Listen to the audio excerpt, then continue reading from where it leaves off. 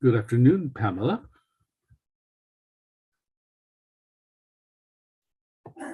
Hello there. How are you?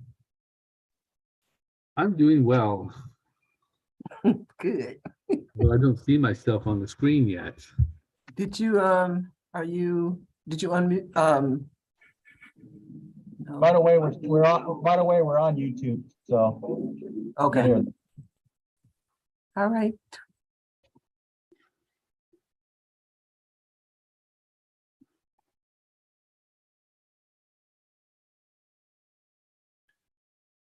It says I was promoted to a panelist, but I don't see myself.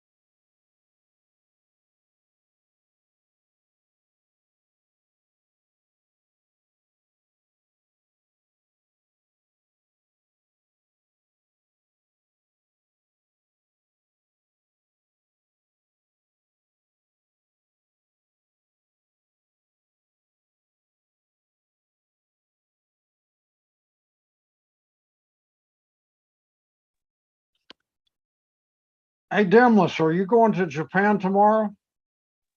Yes, sir. I'll see you bright and early. All right.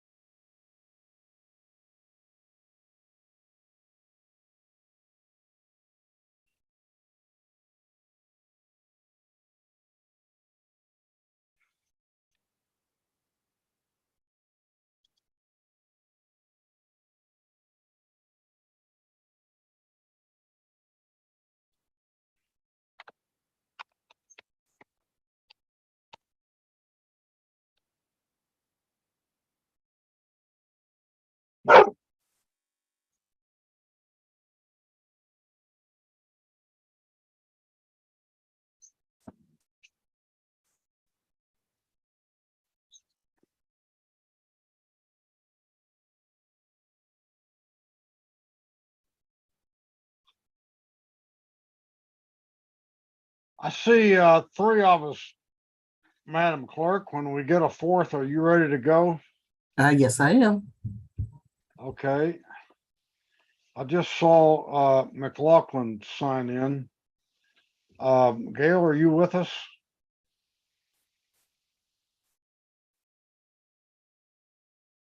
Yes, I am. I will get Okay, my Madam video. Clerk, we have a quorum. Mhm. And this is the open session to hear public comment before a closed session. Would you call the roll, please? Yes, Councilmember Bates. Councilmember Bates.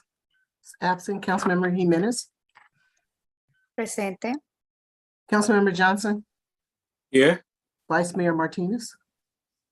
Here? Councilmember McLaughlin. Here. Councilmember Willis. Councilmember Willis is absent, and Mayor Butt. I'm here. Would you read the items on our closed session agenda tonight, please? Yes, during closed session, the council will discuss the following items: conference with labor negotiators, agency representatives Jacqueline Gross and Sharon Taylor, employee organizations, SCIU Local 1021, full-time and part-time unit, IFPTE Local 21 mid-level and executive management units, Richmond Police Officers Association, Richmond Police Management Association, IAFF Local 188, and Richmond Fire Management Association. Under conference with real property negotiator, property is 12th and McDonald. Agency negotiators are David Alshire, Lena Velasco, and Jesus Morales. Negotiating parties, SAA EVI Richmond Partners LLC, and under negotiation, price and terms of payment. The second property is at South 45th Street to the west, Wall Avenue to the south, Interstate 80 to the east, and BART tracks to the north. Agency negotiators, Anita Luck, Lena Velasco, and Jesus Morales. Negotiating parties, Miraflores Community DevCo LLC, and under negotiation are price and terms of payment. Under conference with legal counsel, existing litigation, Morris versus City of Richmond, and Richmond Shoreline Alliance versus City of Richmond. Under conference with legal counsel, anticipated litigation, this is a significant exposure. There are 2 cases. And we do have public speakers. Okay, call the public speakers, please. We have currently have 6 hands raised and the list is growing. The group of speakers are Andrew Dominci, Yvette Williams, John Varga, Sergeant Melgoza, John Hill, Sally Tobin, Joe England, Jason Malari, and Michael Kane. Be prepared to unmute yourself when your name is called. Andrew Dominci, please unmute yourself and you may begin in just 1 moment. Let's wait for the clock to come up. Okay, Andrew, you may begin. Dear City Manager and City Council, thank you for giving me the opportunity to speak. I am Andrew Domenici. I've been a police officer for over 21 years and I'm currently a detective. I'm calling about the C1 labor negotiations. I'm requesting that you ratify the contract that the city and the POA has negotiated. This is very important to keep our police officers here. We have lost too many police officers to outside agencies. I don't want to see any more police officers leave. And we also need this contract to recruit new police officers. If this is not ratified, I will be looking to spend the next 3.5 years of my career in another city where police officers are valued and fairly compensated. Thank you, city manager and council, for your time. I yield my remaining time. If you Thank want. you. Our next speaker is Yvette Williams. Yvette, you may begin.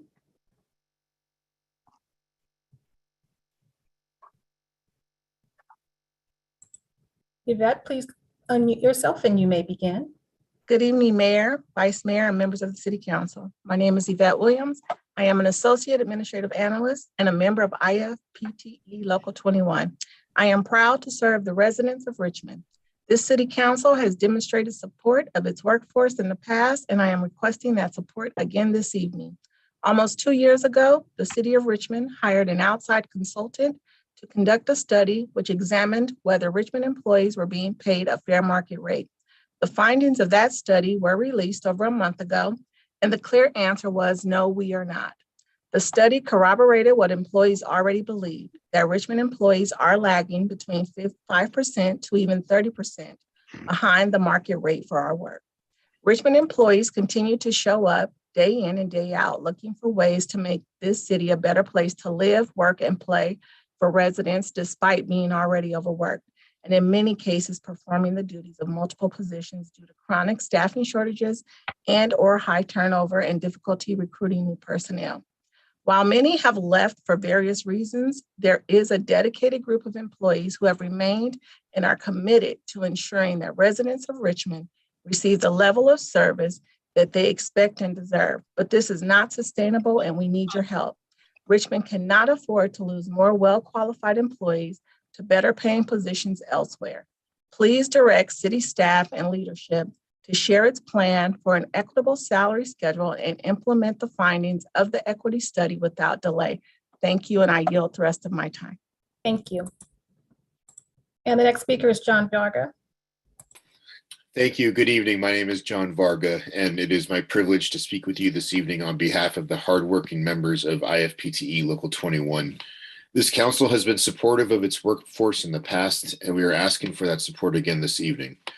It has been approximately 2 years since the city of Richmond began a study examining city classifications and employee compensation compared to its sibling cities and agencies around the Bay Area.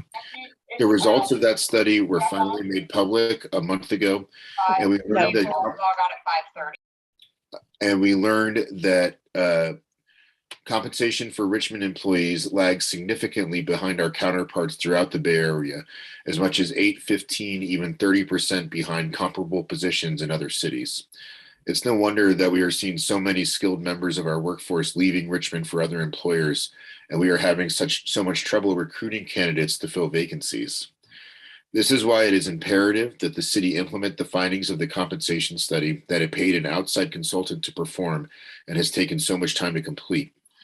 The city also needs to update its classifications and job descriptions. We look forward to working with the city to complete that process as efficiently as possible, but we cannot wait to complete that process before seeing the long overdue and drastically necessary equity adjustments to compensation citywide. While we have had the findings of the equity study for some time, and we have had the budget item meant to support the equity study for some time, we have yet to receive a final version of the city's intended plan to implement the equity adjustments. Without that notice and written plan, good faith meeting and conferring cannot occur. We applaud and deeply appreciate the hard work of the city staff to bring this study to a conclusion, and we now ask the city council to direct staff and leadership to avoid any further delay and implement the equity adjustments as required. Thank you so much for your time. Thank you. And the next speaker is Sergeant Melgoza. Please unmute yourself and you may begin. Hi, this is Sergeant Melgoza. I want to thank City Manager and City Council for allowing me to speak at this time. I just want to request that the City Council ratify the C1 negotiations agreed upon by the POA and the city staff. I've been a police officer for over 15 years, and this contract negotiations will be important to the continuing success of the police department in the city and our service to the community. Just in the last month, in the delay of this negotiations, we've lost two officers have turned in the resignation. Both officers have over 10 years of experience. Please ratify the C1 negotiations, and I yield my time. Thank you. And our next speaker is Johnny Hill. Johnny, please unmute yourself and you may begin.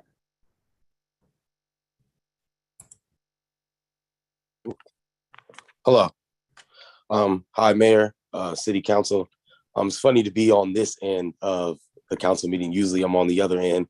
I'm just calling Johnny Hill. I'm a resident of Richmond, also work in the information technology department, also a steward at Local 21. And I want to applaud all the staff that's put on the class and comp study. I know this has been a long process. It's been 2 years in the making. I also want to give a shout out to all my coworkers who have been patiently waiting, still working hard, still coming to work every day. Richard Lee, Brian Bland, Christian Wimmer, the city clerk's office, Miss Pam, Ursula, Sabrina, Jasara. It's been really hard working here. I mean, not hard per se, but the morale has just been really low. But the city manager, Sasha, LaShonda, Delmy, Lena, Sue Hartman, they've been doing a great job on trying to boost morale. And I would just like to encourage the city council and the staff to just push forward so this comp study can come out rather sooner than later. We're all a family here. We all love Richmond. I know all you guys love Richmond. I know all my coworkers love Richmond. And I feel like all we're really asking for is just for, to be fair. I don't feel like we're being greedy. I think you guys know that. And I think a lot of the council members, I think you guys know us personally. And I know you guys are going to do the right thing. And I know the staff will do the right thing. So that's all I want to say.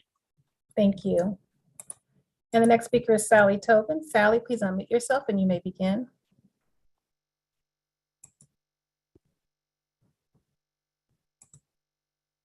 I'm not getting the unmute message. We can hear you. Oh, you can hear me. Okay, fabulous. Uh-huh. Sorry. No problem. Okay, Sally Tobin, Richmond resident. Richmond needs to be a strong advocate of affordable housing. And that is well-designed, functional, attractive, affordable housing located near transit and infrastructure. For example, at 12th and McDonald. So then it doesn't seem to make sense for members of city review committees to recommend hiring of specific architects or consultants when a developer with substantial experience with affordable housing comes to town.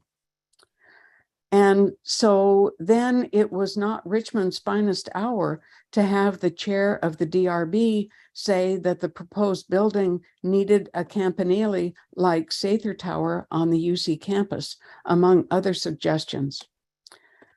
Jane Sather donated $200,000 for its construction, which would be $5 million today. And we all know that it's hard to fit any units, affordable or not, into a tower.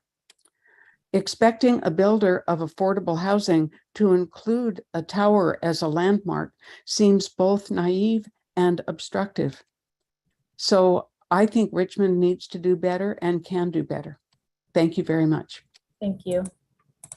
And our next speaker is Joe England. Joe, please unmute yourself and you may begin. Okay, can you hear me? Yes. Hello, Richmond City Council. My name is Joe England, and I am a police sergeant with the Richmond Police Department. I'm calling tonight to speak on item C1. I've been a sworn peace officer for 16 years and have spent the past 7 years at the Richmond Police Department. Prior to coming to the Richmond Police Department, I spent over 9 years with the Contra Costa Sheriff's Department. I chose to come to the Richmond Police Department in order to work more closely with the community I serve and was impressed with the Richmond Police Department's national model of community policing. I have had the privilege to work with our community in many aspects to include patrol, investigations, and most importantly, the school resource officer at De Anza High School, where I still today keep in contact with many former students who strive to become Richmond police officers. I'm calling tonight to express the importance of approving the ratified contract. The RPOA membership has approved 74 yeses to 0 nos. This contract is important to me and more importantly, the Richmond community. Numerous officers have left the Richmond Police Department for other police agencies that have better competitive pay, benefits, and quite frankly, are not getting forced to work mandatory forced overtime. When I speak about those officers leaving, I really want to emphasize to all of you the understanding of the experience of talented officers we have lost. We have lost many officers still to this day, with many having more than 10 years of service. The experience aspect in this line of work is quite frankly hard to find. And I feel we are just a revolving door, just handing out our experienced officers to other police agencies that will just capitalize on the city of Richmond's expense. In approving this contract, we will retain and hopefully rebuild the Richmond Police Department's workforce that it used to be. This will provide a safer Richmond for both the residents and officers who continue to work forced overtime. Thank you. Thank you. The next speaker is Jason Mallory. Please unmute yourself and you may begin. Good afternoon. My name is Jason Mallory and I'm speaking on item C1. As others, I have been a sworn police officer for 2 years with the Richmond Police Department. As others have stressed, a ratified contract is immensely important, not just for myself, but for the citizens of Richmond. A ratified contract would, at the least, make the Richmond Police Department a viable option of employment for my teammates who are on the fringe of leaving. I'm hoping that this can be accomplished sooner than later so that we can stop the hemorrhaging at the department and continue to attract new talent to better serve the community. I thank the City Council and City Manager for listening to each and every one of us. Thank you, and I yield my time. Thank you. Next speaker is Michael Kane, followed by A. Alvarado, Donald Patchen, Michael, Donovan Decius, Flonicio Rivera, R. Santiago, Elizabeth Bashan, and Benjamin Terrio. Please unmute yourself when your name is called. Michael Kane, you may begin. Can you hear me now? Yes. Yes, thank you. My name is Michael Kane. I have been a resident of the city for over 35 years, and I'm here to briefly put into words urging you to support a new contract with the RPOA. Richmond PD has experienced way too many departures recently, and they have very unsafe staffing shortages as a result. Please support our first responders as they deserve a new contract, an equitable contract, and one that'll keep them around. Richmond has experienced way too much trouble and departures from the police department. So I really urge you to support the contract in front of you tonight. I yield my time. Thank you. Thank you. Next speaker is A. Alvarado. You may unmute yourself and you may begin. Hello, can you hear me? Yes. Good evening, City Council. My name's Officer Alvarado. I'm in my 5th year with service at the Richmond Police Department. I like working for the city of Richmond. It's dynamic, diverse, and I want to stay in the city of Richmond. I urge you guys to pass the ratified contract that the POA and the city worked so hard to come to an agreement on. As of yesterday, the Richmond Standard was kind enough to share Chief French recognizing 7 officers who responded to an in-progress call in which 3 armed gunmen were safely apprehended, rescuing a victim who was trapped in his home. Of those 7 officers, over half of them have over 20 years of service left to still give to this department, and we'd like to stay at this department here. Since that incident in May, we're on track to lose 5 officers by the end of October. None of us want to leave, and we want to stay here, and we want to feel safe doing so for these citizens. Please pass this contract, and I yield my time. Thank you. Next speaker is Donald Patchen. You may unmute yourself and you may begin. Afternoon, Council. My name is Donald Patchen. I'm a sergeant with the Richmond Police Department. I'm here to encourage you to ratify the contract that the POA has presented and that the members have approved. I've currently been with Richmond PD for 7 years. Prior to that, I was with the Sheriff's Office for 15 years. Part of the reason that I left the Sheriff's Office was because of the good contract that Richmond had at the time. When I came to Richmond, I brought with me the 15 years of experience, including 5 years as a police sergeant and 5 years of investigations experience. What I'm currently seeing is a vast amount of people leaving that have tenure and knowledge that is irreplaceable. The passage of this contract could stem that flow and attract new officers and hopefully restore staffing levels so that we can provide the policing services that the city deserves and that we want to provide. I again strongly urge you to pass the contract, and I yield the rest of my time. Thank you. Thank you. The next speaker is Michael. Michael, please state your last name for the record. You may unmute yourself and you may begin. Hi, can you hear me? Yes. Hi, my name is Michael Pagolin. I've been with the Richmond Police Department for 8 years. It's my first and only department. Came from the military before that. I'm calling in support of item C1. It's the ratified contract that was passed by the RPOA, 74 votes to 0. So everybody in the RPOA voted in support of it. This contract is very important for, as some of my colleagues have already called in, to stop the hemorrhaging of Richmond PD. We're losing far too many officers, and we've lost far too many officers to continue functioning as we were when I first came aboard in 2014. We're pretty much at 50% of the department that I came on board as. The officers that are leaving, everybody has their own reason for doing so, but to be fair, they're just not receiving the wages and the incentives that other departments, other nearby departments are offering, and they have to make the decision, the choices that's best for them and their family. And the contract that you're going to be voting in support of tonight is going to ensure that we're going to be able to retain the officers we have and bring in new talent. Thank you, and I yield the rest of my time. Thank you. The next speaker is Donovan Deschus. Please unmute yourself and you may begin. Yeah, good evening, City Council. My name is Donovan Deschus. I'm a sergeant with the Richmond Police Department. I've been here for almost 18 years. I've been a sworn officer for almost 22. 2 weeks ago, I called in and I spoke and I thanked the council and the city manager for the work they've done on this contract. And tonight is no different. I'd like to again thank you all. It is greatly appreciated. But I want to thank, more so because this is the first step, what I believe, of many that ensures that the community that we serve is a priority for the city, but specifically for you, the city council. Over the past several years, as you've heard over the past several months, we're hemorrhaging officers. We're unable to hire as fast as we lose them. With this ratification of the contract, it shows our community, and I say our because we are there as much as anybody else, that as a whole, their safety, their kids is paramount. Over time, hopefully we'll be able to bolster, units like our traffic unit, which is half staffed. We'll be able to battle sideshows, speeders, dangerous drivers. It will allow us to bolster the units and or our divisions, which have been dismantled or disbanded over the years.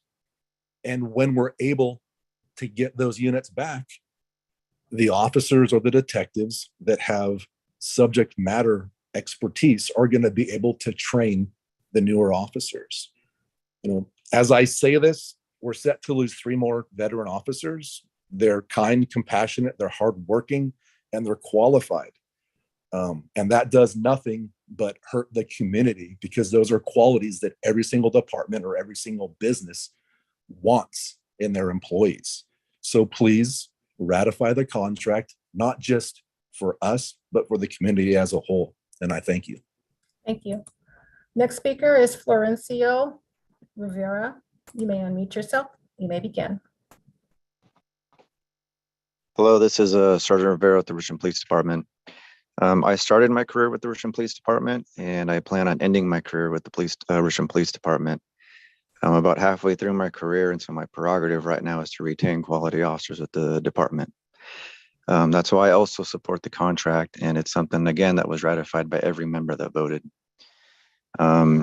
Quite simply, there are other departments in the area that are fully staffed, and I would like to bring Richmond back to that status as well. So very simply, please pass the contract. As more time passes, we are losing more officers. And thank you to the city council, the city manager, and the mayor who have helped us come this far up to this point. Thank you, and I see the rest of my time. Thank you.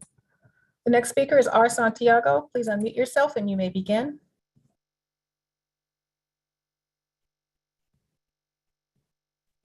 Can you hear me? Yes.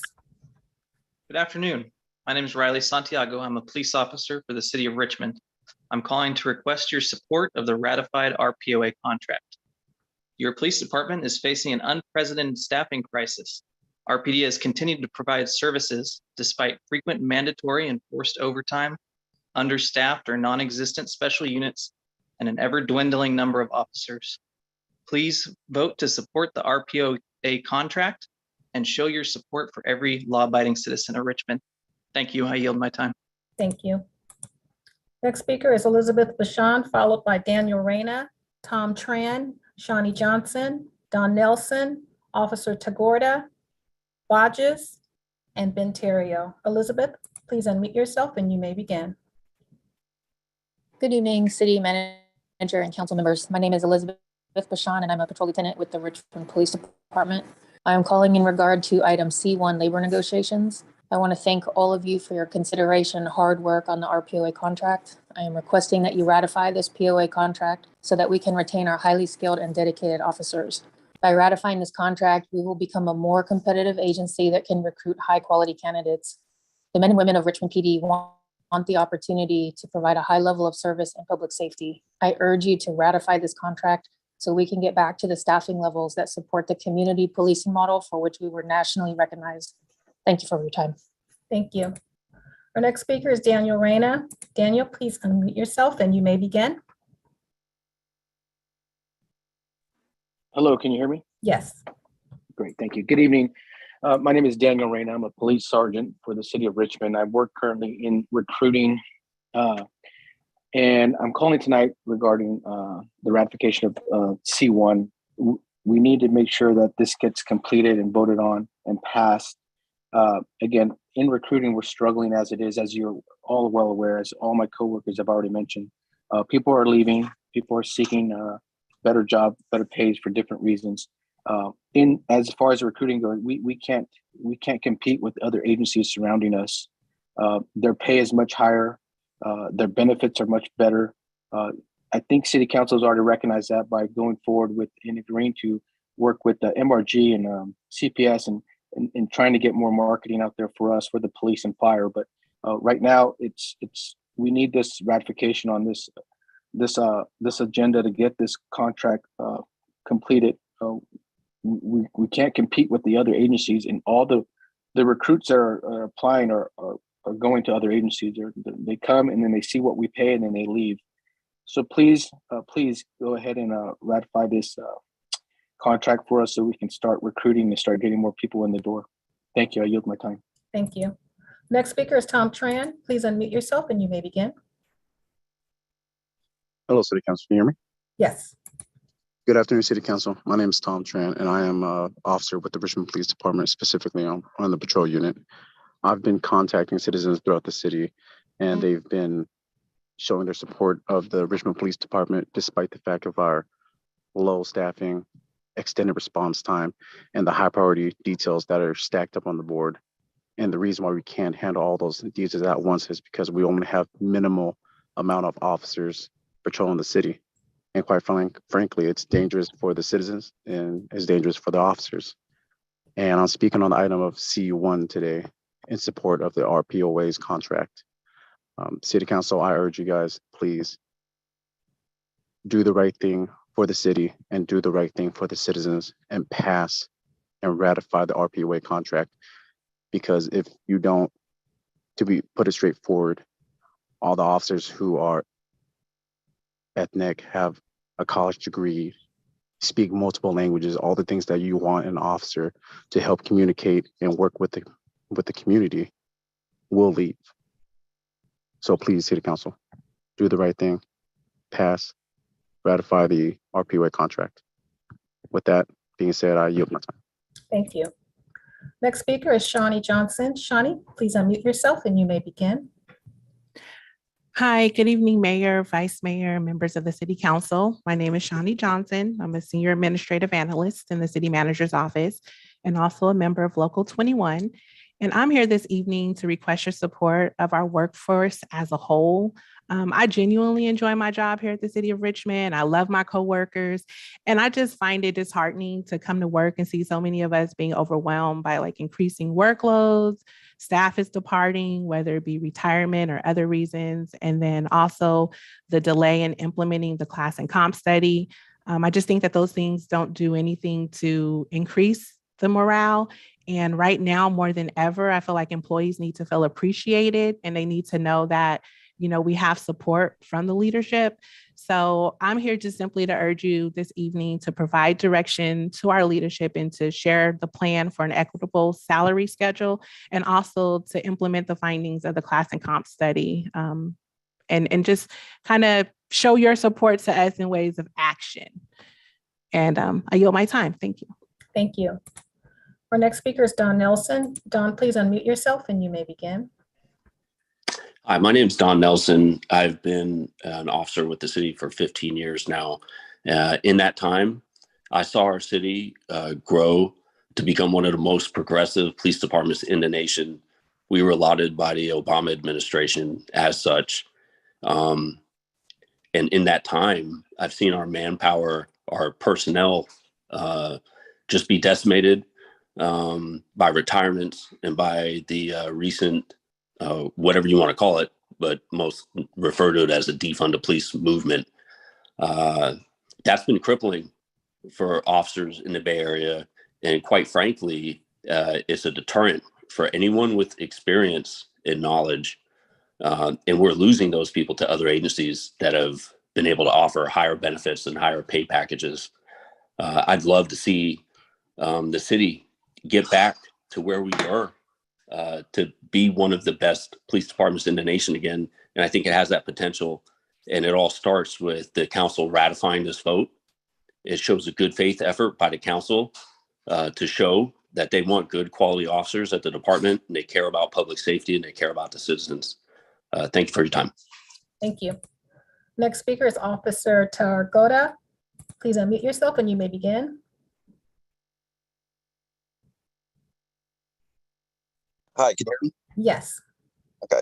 Hi, I'm Officer Tagorda. I'm with the Richmond Police Department, and I'm calling in support of ratifying the proposed contract. Our department, as you heard, is losing officers at an alarming rate. It's a rate that the city cannot afford. And in order to retain the officers we do have and to attract new officers, this contract needs to be approved and should be. Again, I'm not going to take up much of your time, but I just think that this is something that needs to be done. Thank you very, very much, and I yield my time. Thank you. The next speaker is B. Hodges. B. Hodges, you may unmute yourself and you may begin. Hello, can you hear me? Yes. All right, good evening. My name is Officer Brandon Hodges. I've been an officer for the city of Richmond for approximately 10 years. Please help ratify our contract so that we can hire and retain officers, which ultimately keeps Richmond residents safe, and that's what we all want. Thank you, and I yield my time. Thank you. And the next speaker is Ben Terrio. Please unmute yourself and you may begin. Ben Terrio, President of the Richmond Police Officers Association. I'm not going to take up any more time. You've heard everything they need to hear. You know what needs to be done. This police department is going to go into a place where it can't function anymore. That needs to be fixed. It's not right. It's not fair to the citizens of Richmond, and it's definitely not fair to the police department. So please do the right thing. I yield the rest of my time. Thank you. Thank you. And we have another hand that was raised. Officer Souza, please unmute yourself and you may begin.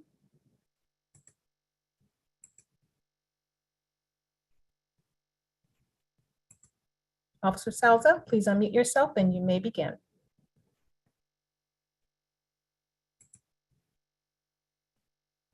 Officer Souza, if you are on the line, you can press *6 from the phone, or you can unmute yourself from the Zoom app.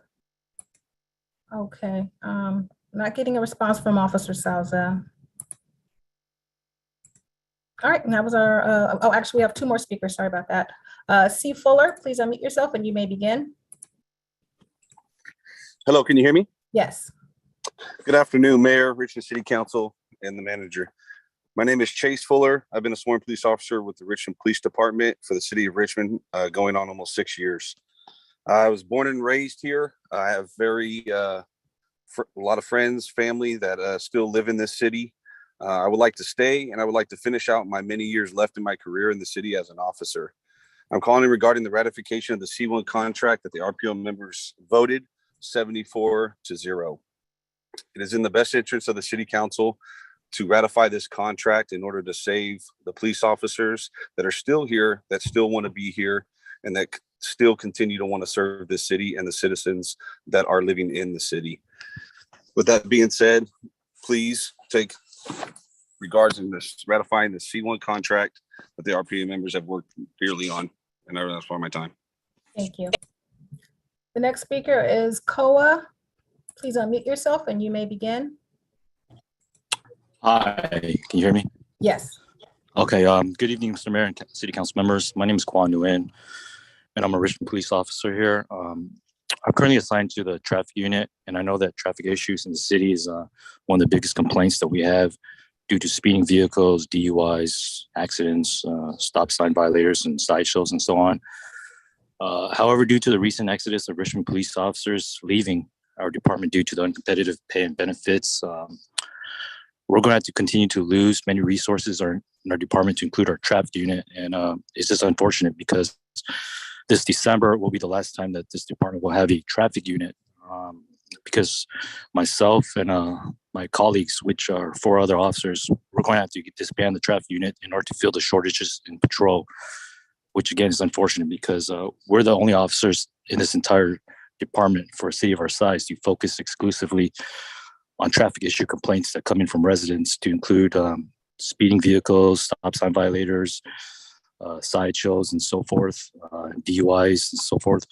So if our pay is not taken a look at seriously, officers will continue to leave and we'll never be able to recoup and bring back our traffic units. So I encourage the city council tonight to really take a serious look at the contract that has been ratified by our POA, and hopefully approve that contract so that way we can start rebuilding our department and bring back these units that the citizens and residents of Richmond need so very much. And on a personal note, I've been a police officer for 14 years now, 11 years here with Richmond PD. I started off with San Jose PD, and when I came here, I chose to come here because Richmond PD was a nationally recognized police department with great pay and benefits, but I currently live in San Jose, so it doesn't really make sense for me to make this commute, which I've been making for the past 11 years. So please consider this contract so that I can continue to stay here at Richmond PD. Thank you. Thank you. Next speaker is Sergeant Yamas. Please unmute yourself and you may begin. Good evening, City Council and City Manager. My name is Chris Yamas. I'm a sergeant with the Richmond Police Department. I've been a police officer here in Richmond for the past 20 years. I chose this profession to help others, knowing the hazards police face in a challenging city. I'm calling in tonight to ask for our C1 contract to be approved for competitive pay after 7 years without any raises, while our outside agency counterparts have greatly passed us in Bay Area average salaries. That has drastically negatively affected our staffing. We are down approximately 60% of the officers we used to have 20 years ago, while our city continues to grow. This is not just a lack of services for our community or extensive wait times for police contact, but this is now a public safety concern for our citizens and officers during critical incidents. We are regularly short officers on every shift, and officers are becoming mentally and physically exhausted due to forced overtime for the past 6 months. We've had to disband almost all specialty investigative assignments and our traffic unit to fill the basic patrol function, which ultimately reduce long and short-term police efforts and community safety. This new compensation package would make us a competitive agency and attract much needed new officers. It's supporting your police officers financially based on the fair average wages to match our local cost of living as well. Our department was once highly sought after by new and lateral officers. This C1 contract would be a major step to rebuild our agency and public safety. Thank you for your time. Thank you. And that was our last speaker.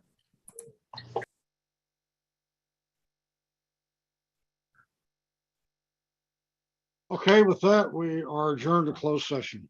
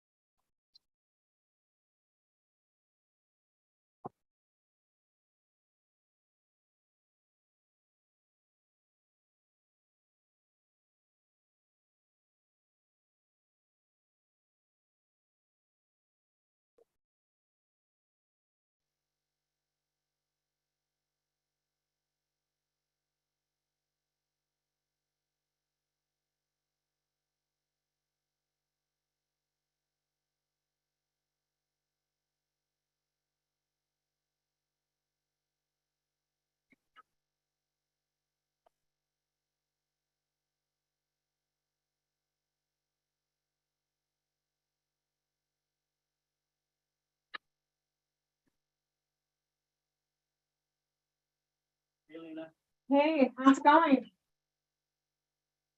Say it again? I said, how's it going? I thought I heard you. I thought I'm hearing you. Oh, you can't hear me? Can I hear it? I'm hearing her. So.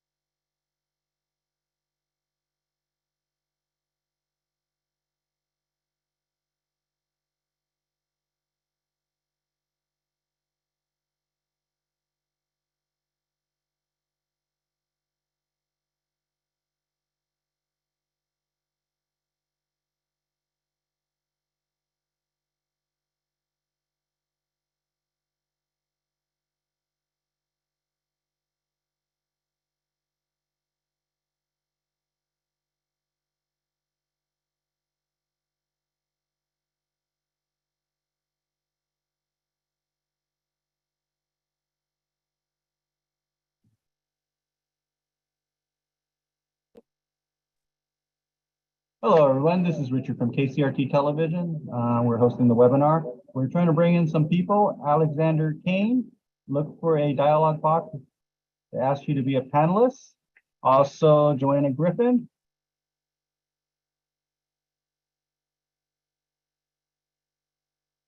Diana Lopez and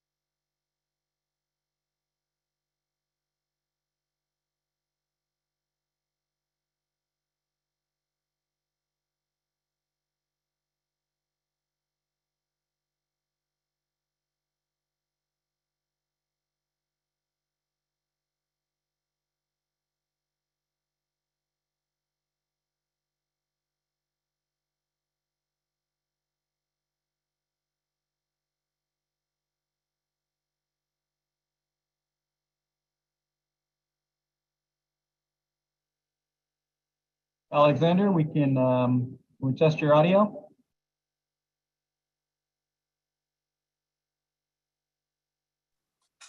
Can you hear me, sir? Yes, we can. Thank you very much. You can turn off the camera and mute your audio until your item comes up. Thank you, sir. Lopez, you want to test your audio? Sure. Can you hear me? I can hear somebody. Thank you. Sure. Lopez? Good afternoon. I think we have 3 Lopez's on. But how's my audio? Hector Lopez. Yeah. Okay, Hector, we can see you and hear you. So you can turn off your camera and mute your audio. Thank you.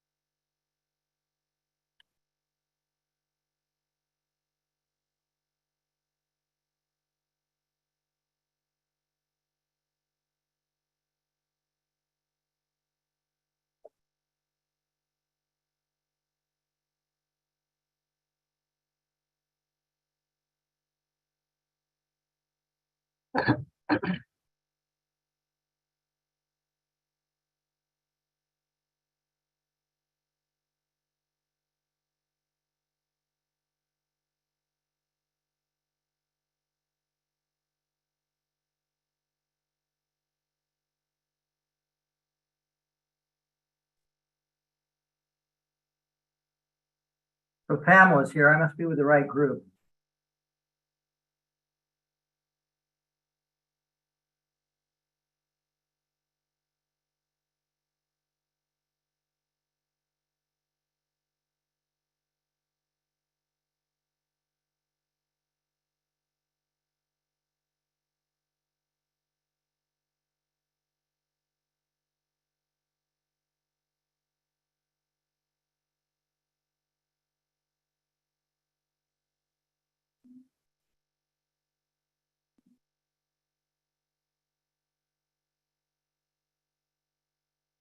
Madam Clerk, it looks like we have a quorum. Are you ready to go?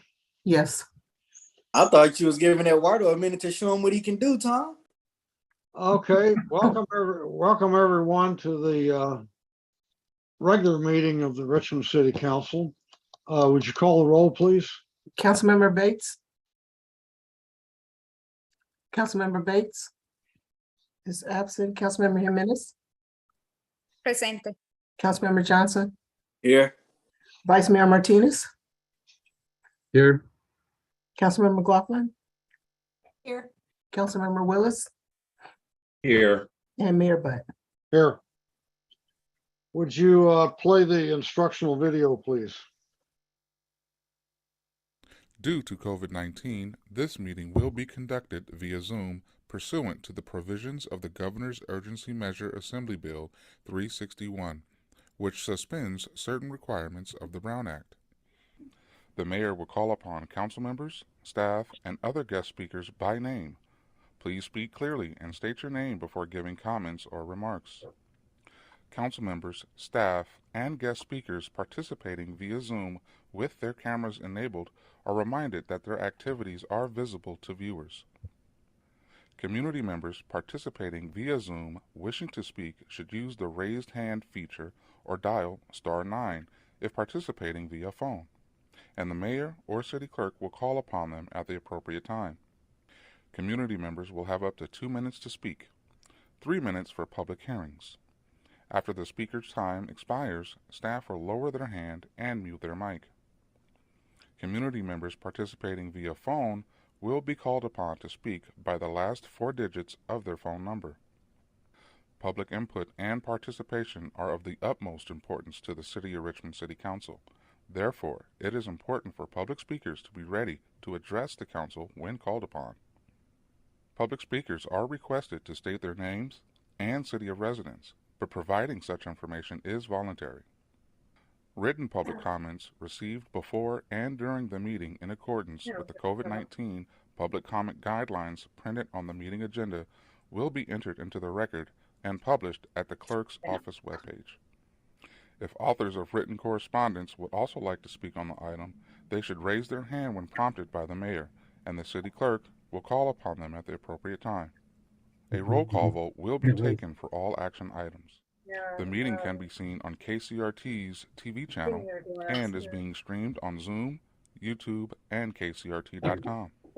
Thank you for participating in a meeting of the City of Richmond City Council. Debido a COVID-19, esta reunión se llevará a cabo a través de Zoom en conformidad con las provisiones de la medida de urgencia del gobernador de la Ley de la Asamblea 361, que suspende ciertos requisitos de la Ley Brown. El alcalde llamará a los concejales, a los empleados de la ciudad y a otros invitados a hablar por nombre. Por favor, hable claramente y diga su nombre antes de dar su comentario. Se recuerda a los concejales, empleados de la ciudad y otros invitados participando a través de Zoom con sus cámaras encendidas que sus actividades son visibles al público. Miembros de la comunidad participando a través de Zoom que deseen hablar deberían de usar la función levantar la mano, en inglés raise hand, o marcar estrella 9 si están participando por teléfono. El alcalde y la secretaria municipal llamarán a los oradores en el momento apropiado. Miembros de la comunidad tendrán hasta 2 minutos para hablar y 3 minutos para temas de audiencias públicas. Después de que se expire el tiempo de orador, se le bajará la mano y el micrófono será silenciado. Miembros de la comunidad participando por teléfono serán llamados para su turno usando los últimos 4 dígitos de su número de teléfono. Los comentarios y la participación del público son de suma importancia para el Consejo Municipal. Por lo tanto, es importante que los oradores públicos estén listos para dar sus comentarios al Consejo Municipal cuando sean llamados. Se pide que los oradores públicos indiquen sus nombres y ciudad de residencia, pero proveer dicha información es voluntario. Comentarios escritos recibidos antes y durante la reunión, de acuerdo con las reglas designadas para comentario público durante el COVID-19, imprimidos en la agenda de la reunión, serán ingresados en el registro y se publicarán en la página web de la Secretaría Municipal. Si los autores de la correspondencia escrita también desean hablar sobre el tema, deberían levantar la mano cuando sea pedido por el alcalde, y la Secretaría Municipal los llamará en el momento apropiado. Se realizará una votación nominal para todos los puntos de acción. La reunión se podrá ver en el canal de televisión de KCRT y también se transmitirá en Zoom, YouTube y kcrt.com. Gracias por participar en una reunión de Consejo Municipal de la ciudad de Richmond. The next item is statement of conflict of interest. Does anybody have one? And the next item is agenda review. Does anybody have any changes to the agenda? City Clerk, go ahead. Yes, item 07B was placed under consent by mistake, and it should be placed under new business. And I'd like to request that it be the first item under new business. Okay. Okay, any other requests? Okay, I don't see any. Next item is report from the city attorney of final decisions made during closed session. Yes, thank you. So the closed session items. We had a litigation matter, which is under C3. On that, the staff was given, the city attorney was given direction to finalize settlement of that matter. With respect to the Richmond, also under C3, the Richmond Shoreline, the Campus Bay item was not discussed. There were 2 matters of initiation of an exposure to litigation. With regards to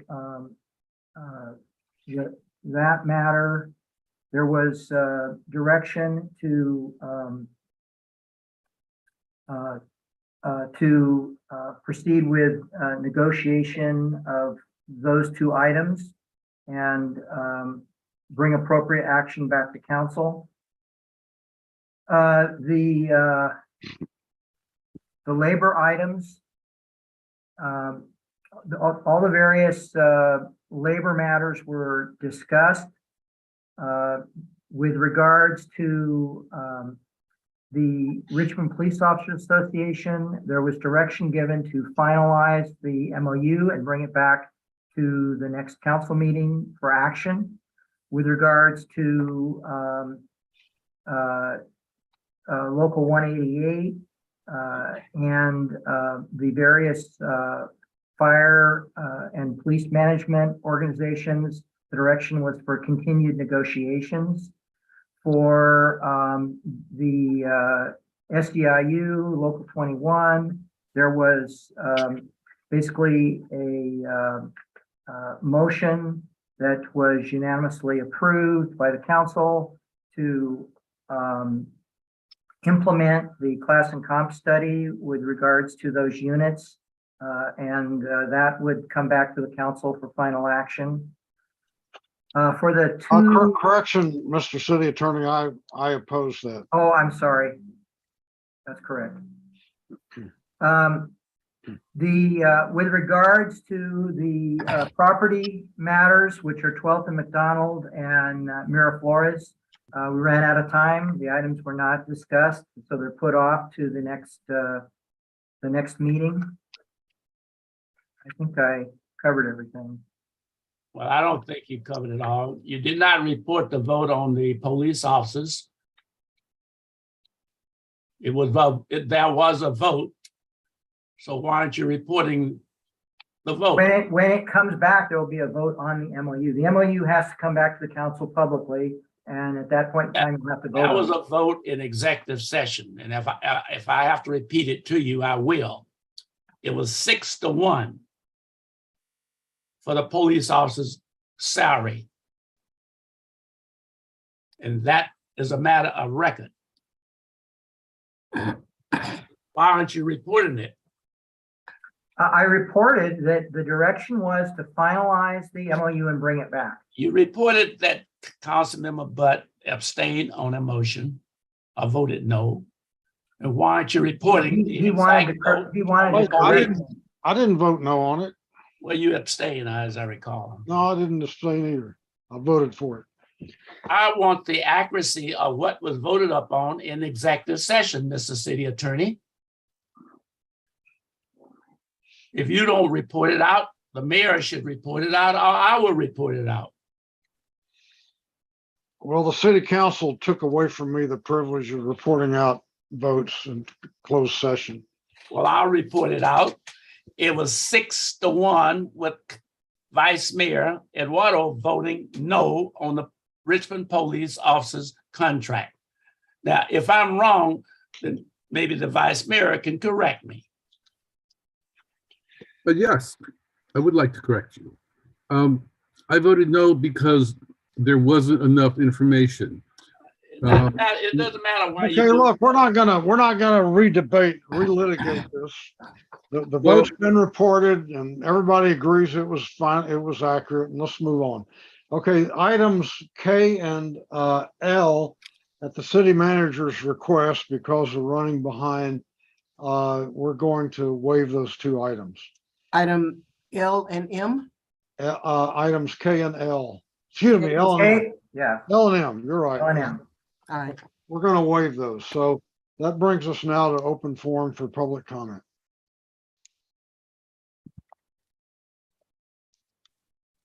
Okay, we have 3 speakers for open forum. Okay. Just going to go directly to the speakers. Okay. Those speakers are Julie Freestone, C.K. Murray, and Mark Wassberg. Julie, please unmute yourself and you may begin. Okay, I'm Julie Freestone. I've lived in Richmond for 32 years. I remember when we had first adopted community policing, and I applaud the passage of AB 481, which intends to bring transparency to the militarization of police departments. I don't understand why this item, which is 07B, is on the consent calendar. That is not. Ma'am, we took that off. It will be It will be heard. So why don't you wait? You can speak on it when it comes All up. right. Well, thank you very much. And because you're running an hour behind, I just want to call your attention to some comments submitted by Dr. Jeannie Stowers about this ordinance. So fine, I'm happy. What item is it now off the consent? It'll be the first item after the consent calendar. Excellent. Thank you so much. Okay. Next speaker is C.K. Murray. Please unmute yourself and you may begin. Hi, Mayor, Council, Greg Murray here. I just want to say thank you very much for considering the class and comp study and approving it tonight. I did have a few points I wanted to mention, so appreciate that. Richmond mid-managers have been requesting class and comp studies for many years. Mid-managers have stood by senior managers and city manager receiving annual periodic compensation studies and adjustments. I have worked here for Richmond for 20 years and never seen class comp study. It's standard to have these class comp studies every 3 to 5 years. Richmond has suffered terribly in staff from about 600 employees in 2000 to 335 today. Many positions were not filled. Departments in this charter city were compressed, worked at higher levels and associate work compressed in fellow city managers. The mid-manager classification and comp helped show the city the story and the misalignment. Mid-managers have helped bring the city from near bankruptcy in 2003 and 2017 to help stabilize the city finances. Many mid-managers cannot wait any longer for class and comp study adjustments have left this Richmond's workforce. I'm upset that the class and comp study was received a year ago and has been kept hidden. This simply shouldn't have happened and further degrades the belief that Richmond is a responsible employer. I do appreciate City Council wanting to do the right thing for the city and its workforce. I understand the adjustments recommended, the class and comp study already in the council approved budget. I encourage the council and I thank the council for correcting the prior obfuscation of this critically important study on our standing workforce and implement the adjustments to long awaited and recently discovered findings. Thank you very much. Thank you. Next speaker is Mark Wassberg. Please unmute yourself and you may begin. Yeah, you hear me? Yes. Yeah, the Roman Catholic Church banned Nancy Pelosi and Joe Biden for taking communion because they was out there preaching everything that the Bible was against. And then you had your president running to the Pope. And when Beckles was on the city council, she was promoting young boys having sexual affairs. Now the now the RPA is promoting these two homosexuals running for office. Richmond ain't gonna put up with this stuff, man. Ain't no way. Because hey, Mark, this is campaigning, and I'm not going to allow. But I'm not campaigning. I'm not saying nothing about campaigning. Don't say anything else about the upcoming council. I'm not saying I'm not campaigning. We just don't know queers on the city council. That's all. Duh. Well, go ahead, but if you get back into it, I'm going to cut you off. So you cut me off, Tom. You already cut me off too many times, bro. I'm going to file a lawsuit against you because I got all the information I need. What I'm saying is I'm not talking about the campaign. I'm talking about the RPA sponsoring these two homosexuals. Okay, let's cut him off, Madam Clerk. Next speaker is Steve Robinson. Steve, please unmute yourself and you may begin. Hello. I wrote a letter to the city council. I live in Richmond. And I wrote a letter because in my neighborhood where I live at in Richmond Village, recently we had several break-ins of vehicles in my area where I live. It was actually 8 vehicles. And come to find out it was 4 more vehicles in the same night on September 10th. And I just wanted to encourage the city council to look at more policing in my neighborhood, as well as understanding that there are now not only violent crimes, but other crimes being committed in the city of Richmond. And hopefully we don't just totally reduce our police force, but we actually look at building it up more than reducing it. Thank you. Thank you. Next speaker is Yeni Garcia. Please unmute yourself and you may begin. Hi, good evening. My name is Yeni Garcia. I want to make an invitation today to everyone listening, and especially to our mayor and city council members. So anyways, I'm part of the Bay Area Girls Club Board of Directors, and I want to invite you to our Men Who Cook event that's going to happen Sunday, October 16 at the Richmond Convention Center. We are currently asking folks to join us, be a chef, a sponsor, or a guest. Men Who Cook is a food tasting extravaganza featuring dishes from some local chefs and celebrities that will showcase their culinary skills by sharing their signature dishes. There's some community folks from different agencies that will be there, so it'll be exciting to see how well these men can cook. We are raising funds for our Bay Area Girls Club, and we would really appreciate the support to either become a chef, a sponsor. I've asked several of our city council members if they are available, our mayor.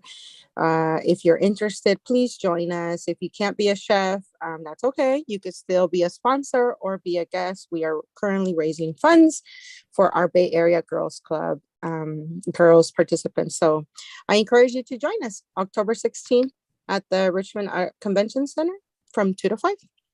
Thank you. Thank you. Next speaker is Alex Mazowit. You may unmute yourself and you may begin.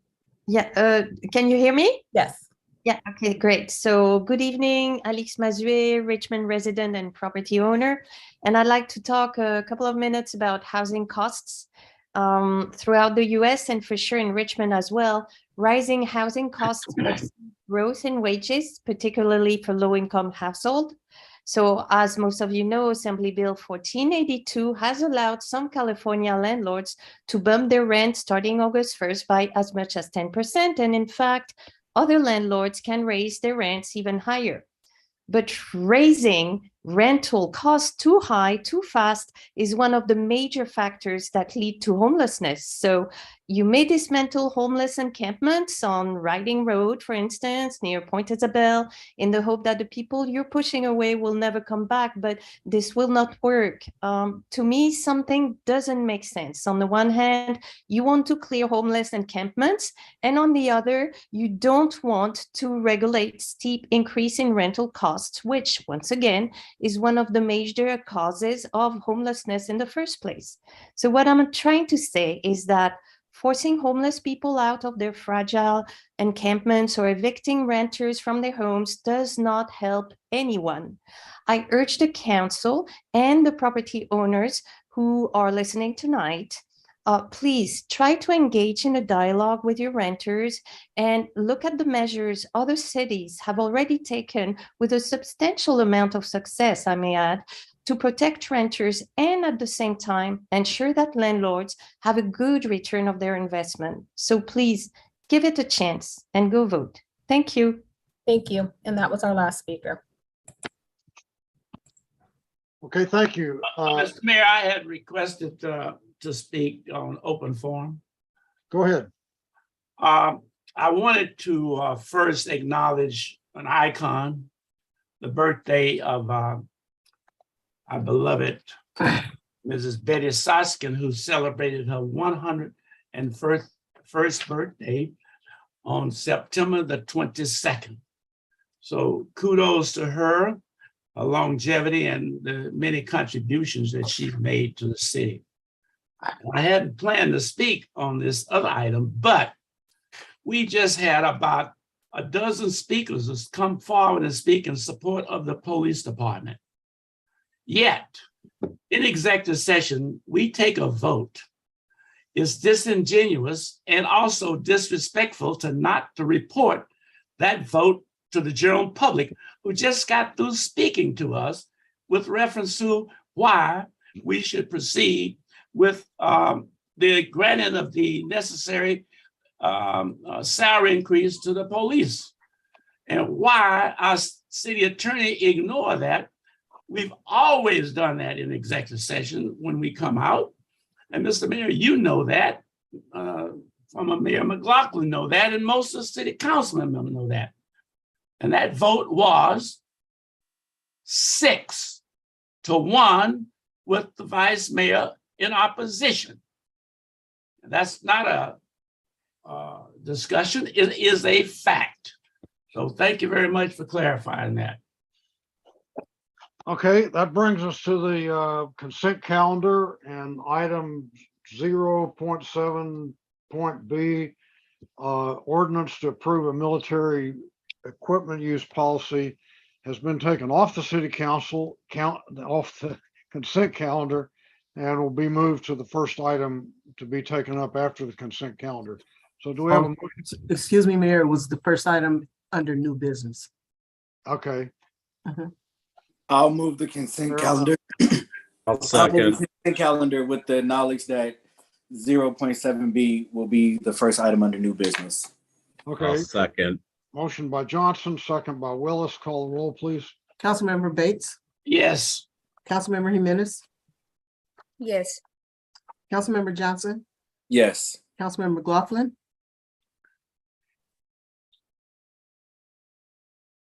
You're muted. Councilmember McLaughlin. I'll come back to her. Councilmember. I'm here.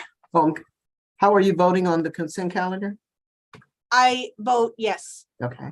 Councilmember Willis, Yes. Vice Mayor Martinez, Yes. and Mayor Butt. Yes.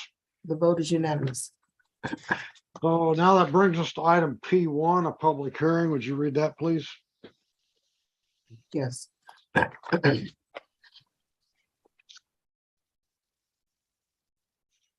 Item P1.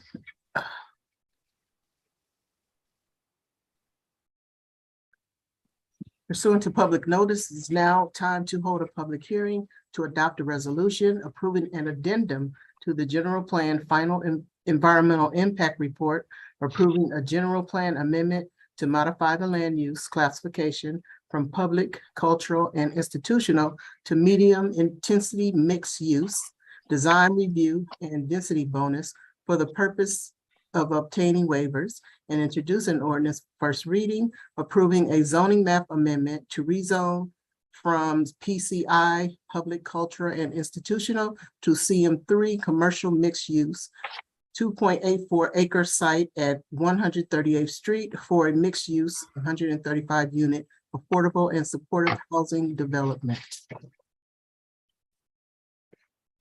Good evening, Mayor, council members. Lena Velasco, Director of Community Development. If KCRT is available, I'm also joined this evening with Hector Lopez, who's one of our senior planners who will be presenting the item. So Hector, you're muted.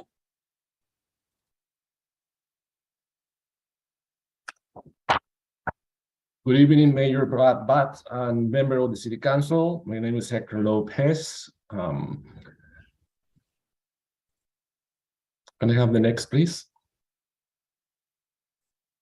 Recommended action on this item is to hold a public hearing and adopt a resolution approving an addendum to the general plan final environmental impact report, approving a general plan amendment to modify the land use classification from public, culture, and institutional to medium intensity mixed use, commercial emphasis, design review, and density bonus for the purpose of obtaining waivers, and introduce an ordinance first reading approving a zoning map amendment to rezone the site from PCI, public, cultural, and institutional to CM3, commercial mixed use, on a 2.84 acre site at 138th Street for a new mixed use development that will include 135 units, affordable and supported housing development. Next. Project location. The subject property is a developed parcel of approximately 2.84 acres owned by Contra Costa County, located at 138th Street. The project site is improved and include a two-story building with surface parking along the east side of the property and rear of the building. The existing structure is 77,000 square foot. It was previously occupied by the West County Health Center.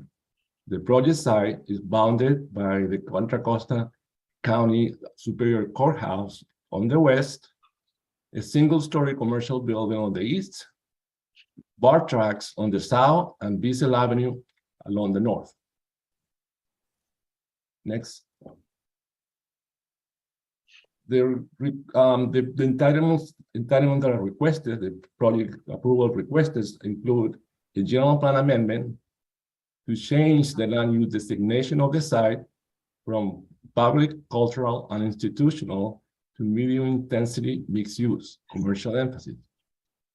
It will also include rezone from PCI, public, cultural, and institutional to CM3, commercial mixed use. In addition, it requires a major design review and a density bonus for waivers. So these are the requests that we have. Next, please. The existing building, which is a medical facility that was, which is Building A, is proposed to be renovated to include 59 new supportive housing units. The building is 2-story over a basement for a total floor area of approximately 67,000 square feet. It also, the request also involve a new building. It's a Building B, which is a new 5-story building that will include a total of 76 affordable residential units for a total area of 92,000 square feet. The structure will be located along the eastern side of the property. The ground level of this new structure will include approximately 10,000 square feet of commercial space. YMCA will occupy approximately 4,500 square feet of the 10,000 square feet at ground level. Next, please. Under the general plan and zoning ordinance, the site is designated as public, cultural, and institutional, PCI. Under this land use classification, residential uses are not permitted. Therefore, to allow a mixed-use residential project, the general plan, land use classification, and zoning need to be changed. The subject site is located adjacent to CM3 and CM4 zoning districts. The general plan amendment and rezoning to CM3 sought by the applicant are consistent with the surrounding zoning districts. Next.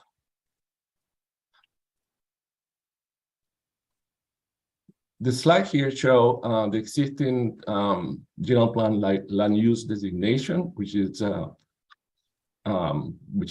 shown in the little rectangle there, which is the subject site.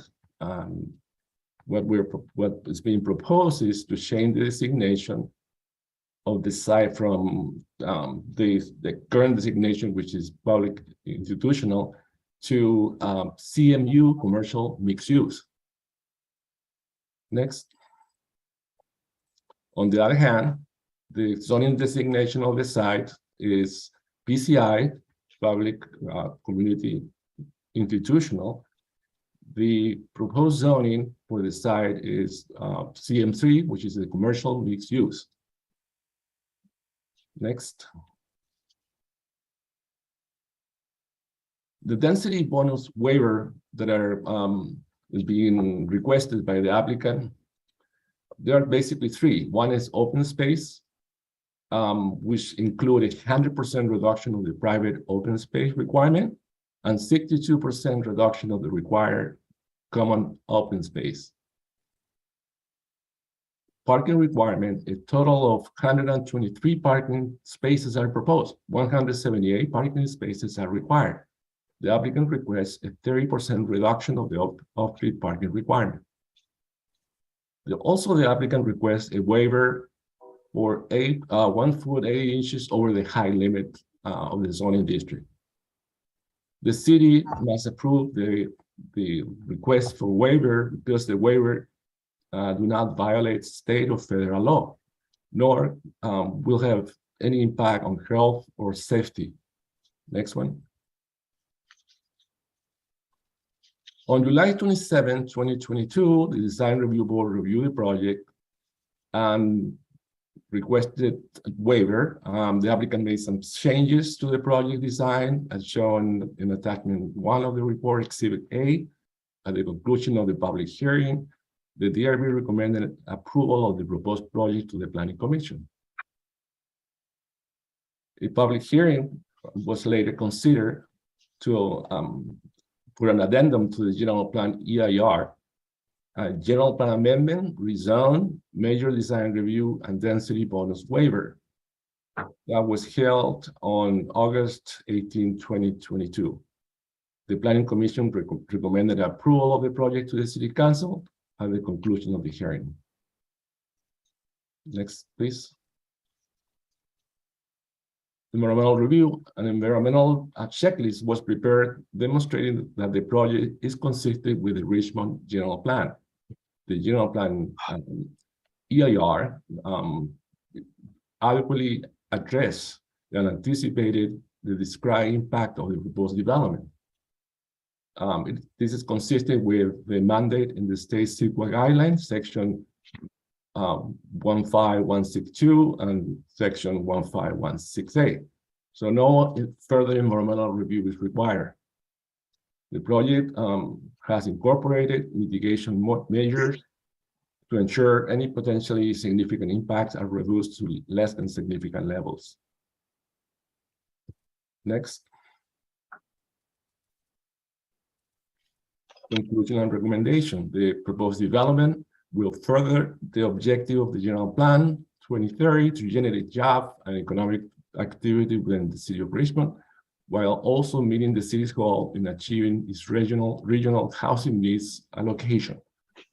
The proposed project is compatible with the immediate and surrounding area and is consistent with the commercial mixed-use general plan land use classification. Based on the findings and statements of fact, city staff recommend that the City Council approve the project subject to conditions. That concludes my presentation.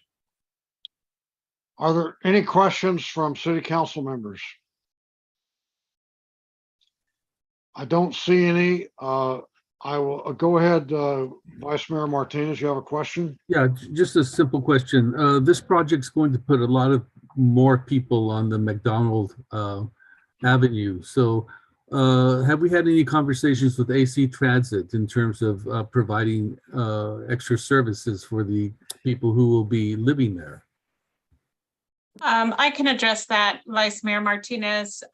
So we have actually had conversations with the applicant team, and Matt could cover this as well in his presentation, but part of their funding strategy is to seek funding from various granting agencies that fund both affordable housing developments, but also transportation improvements. So there is an opportunity with the Affordable Housing Sustainable Communities Grant to fund enhanced bus service as well as improving stops and connections to that. So we've started conversations with both Eden and we'll also be reaching out to our counterparts at AC Transit if the project's approved.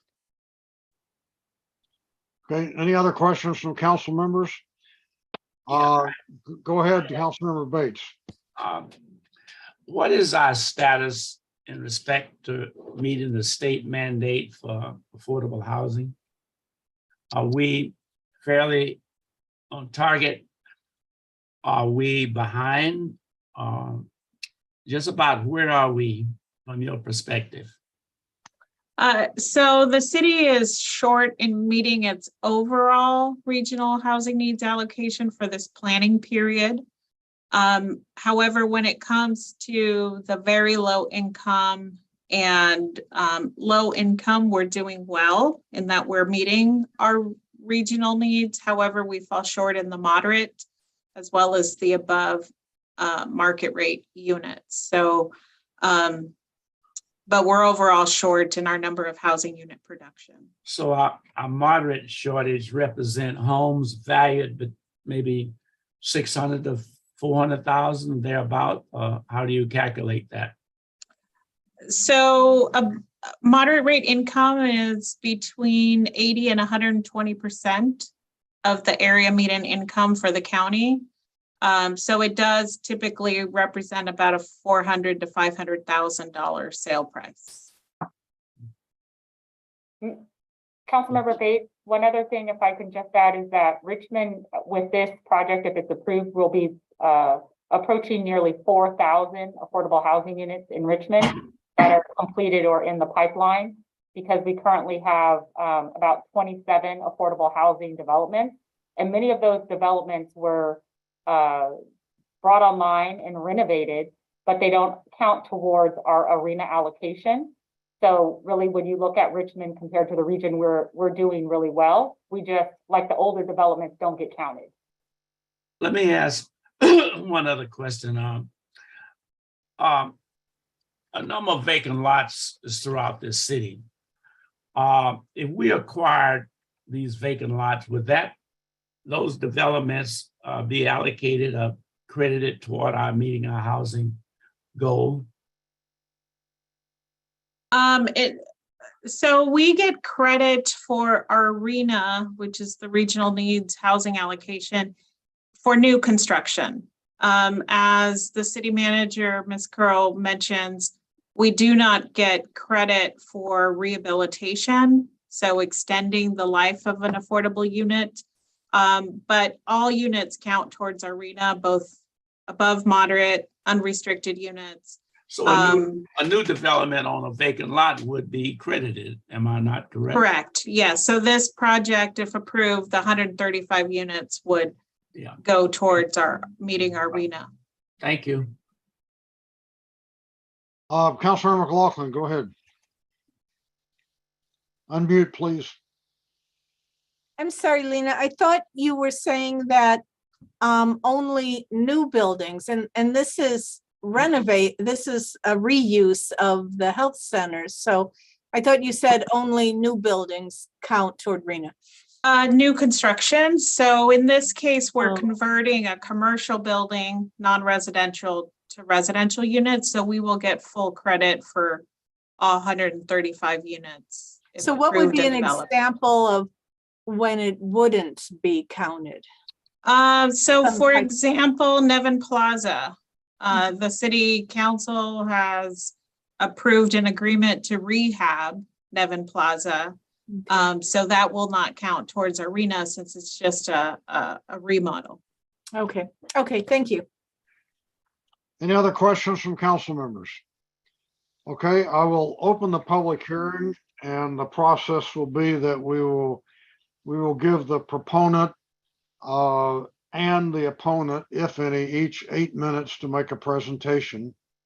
The principal proponent and opponent, and then if they need it, we'll give them 2 minutes for rebuttal. Everybody else gets 3 minutes. So would the project proponent like to start off? Yes, hi, this is Matt Schreiber with Eden Housing. You don't have to take 8 minutes. I can share my screen. Is that, I think that's, can you all see that? Yes. All right.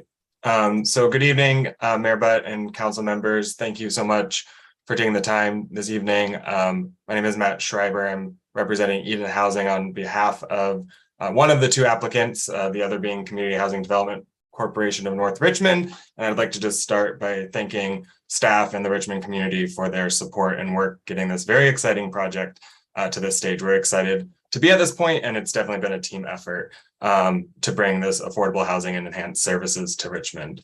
I'd just like to start off by beginning with an overview of our team and the mission of Eden and CHDC, and then delve more further into the details of our proposal. So Eden and CHDC are both mission-driven nonprofit affordable housing developers. Eden owns and operates over 11,000 affordable rental units across the state of California, with the vast majority here in the Bay Area. We are thrilled to have our talented partner, CHDC, who is not only mission-aligned as a nonprofit, but also brings their local expertise in Richmond to this development and ensures that the services will benefit the Richmond community.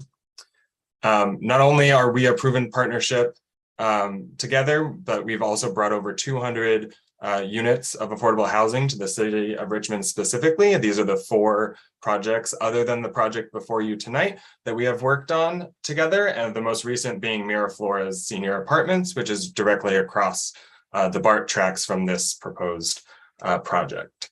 And although, before I get into the details of the project proposal, which staff did a great job of giving you an overview, I'd like to emphasize that this project would not be possible without the partnership and ownership of Contra Costa County. So I'd like to hand it over to Supervisor Joya to say a few words.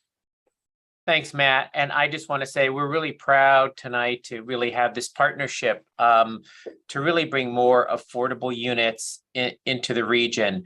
The county selected Eden and Community Housing Development Corporation of North Richmond because we've partnered with them before. I know they've partnered with the city and they've built quality projects, not unlike this one. I think I've talked to you also about how we as a county are really looking at trying to partner with developers to create more housing with permanent supports.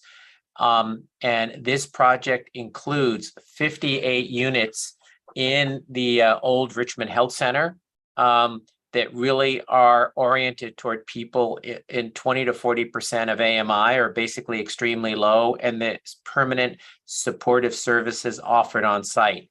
We recently partnered with Overall Construction to do a 54-unit project of permanent supportive housing for very low income residents in the city of San Pablo. So this is really part of that strategy. I know the city's been very committed to finding a long-term solution to the unhoused. And building more of these units is exactly what we all need to be doing, because they're to be focused on very low income with supportive services on site. In addition to the 54 units, there's 76 family units in a new building for 30 to 60% of AMI. And there's an 8,500 square foot YMCA early learning center on site for up to 80 kids with mental health support. So these are projects that not just build affordable housing, but provide services on site, permanent supportive services, opportunities for children. And then, of course, the project also has solar. They're all electric. So this is exactly the kind of project I know you've all talked about, we've talked about. In addition, the County Housing Authority is providing 26 project-based vouchers to also help. So I'm just proud that we've teamed up and the city has been a cooperative partner on this. It's in a great location. Eduardo Martinez talked about AC Transit. I mean, with the 135 new affordable units, the good news is there's as you know, an existing bus line with capacity on McDonald Avenue. We all want to see increased bus service, but the existing line will help. This is near commercial and near the corridor. So we're just really pleased to be working with CHDC in Eden and really helping create more housing opportunities for very low income. Thanks, Supervisor Joy. And just to continue on that, so as I run through my slides, if we need to go back to any if there's any questions, feel free to, we can go to them after, but just reminding everyone, just putting numbers to what Supervisor Joya said, we are very excited to be partnering with the county and CHDC on this. Here is a breakdown of the units. More specifically, as Supervisor Joya mentioned, we do have a commitment now from the Housing Authority that's actually 26 project-based voucher units, so we can ensure that deeper affordability in the permanent supportive housing. We're working with Lifelong Medical to provide on-site case management. They have a new site right down McDonald Avenue, so we're excited to be partnering with a local agency to provide case management to the formerly homeless residents that we'll be welcoming to this site with your approval. And we also want to, I would be remiss to not mention our other partner, the YMCA of the East Bay, who we are very excited will be running a 8,500 square foot early learning center for to serve between 70 and 80 children, birth to 5 years old. And in addition to the childcare that will be going on during the day, they also provide mental health support, medical home connections to help schedule doctor's appointments for families, and also have a space, they'll have a community space available to host evening classes where individuals can obtain teaching credentials and also have more connections with the YMCA of the East Bay's programming that they'll be bringing to the site. As Supervisor Dorian mentioned and Lena mentioned, we will be looking at extensive mode shift partnerships to ensure that car-oriented transit is not the only option to residents, since it is located within a mile of 2 BART stations, as well as on the 72M route. We're also looking at local gym membership partnerships so that we can ensure that the health and well-being of future residents. This is just a list of the organizations that we've reached out to. We've been in contact with neighborhood councils and city staff, as well as state and local officials. And as I'm running out of time, we are expecting to, pending approval tonight, seek financing over the next year and moving in spring 2026. And then I'm happy to go through these in slower, but this is the existing site.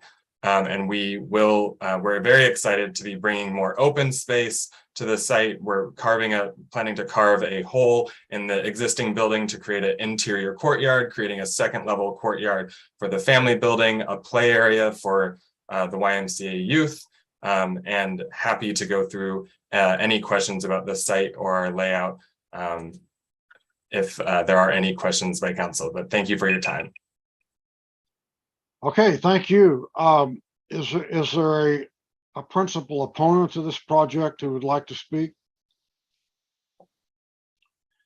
I don't see one, so we'll skip that. And we'll move on to public comments. Do we have any public speakers signed up? Madam Yes, we Clerk? do. Okay, go ahead and call them. Well, we do. Yes, we do. We have one. Okay, we have Donald Gilmore. Donald, you may unmute yourself and you may begin. Thank you, Mayor. Don Gilmore, Executive Director of Community Housing Development Corporation. Just wanted to say how comprehensive this development is and what it takes into account. You know, a lot of issues come up in regard to when you have homeless or potentially homeless folks who do not have the services to deal with, as well as the potential for falling into that gap. This is a collective of services that will support not only folks who may be homeless, but also ones who may be having problems with being able to maintain housing. We're reaching very low, up to 60% of the AMI, which I think is really important. Also about CHDC, you know, we have nearly 500 more units that we've developed in the Richmond area. So we always do our outreach with the local community, and happy to say that we've got that community there, the neighborhood council there, as well as the surrounding neighborhood councils to buy into this. The other thing I want to mention is that we're trying to do we're going to do priority preference for local Richmond residents. I think that's important as well to point out. And always happy to be a part of some changing environments that is going to be repurpose that site to do a real benefit to the community. So just happy to be providing this type of opportunity for the city of Richmond, and look forward to continued work in Richmond. Thank you. Thank you.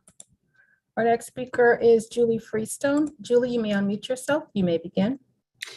I'm Julie Freestone. I did not intend to speak on this item, but I'm waiting for the next item. And I have to say that I've lived in Richmond for 32 years.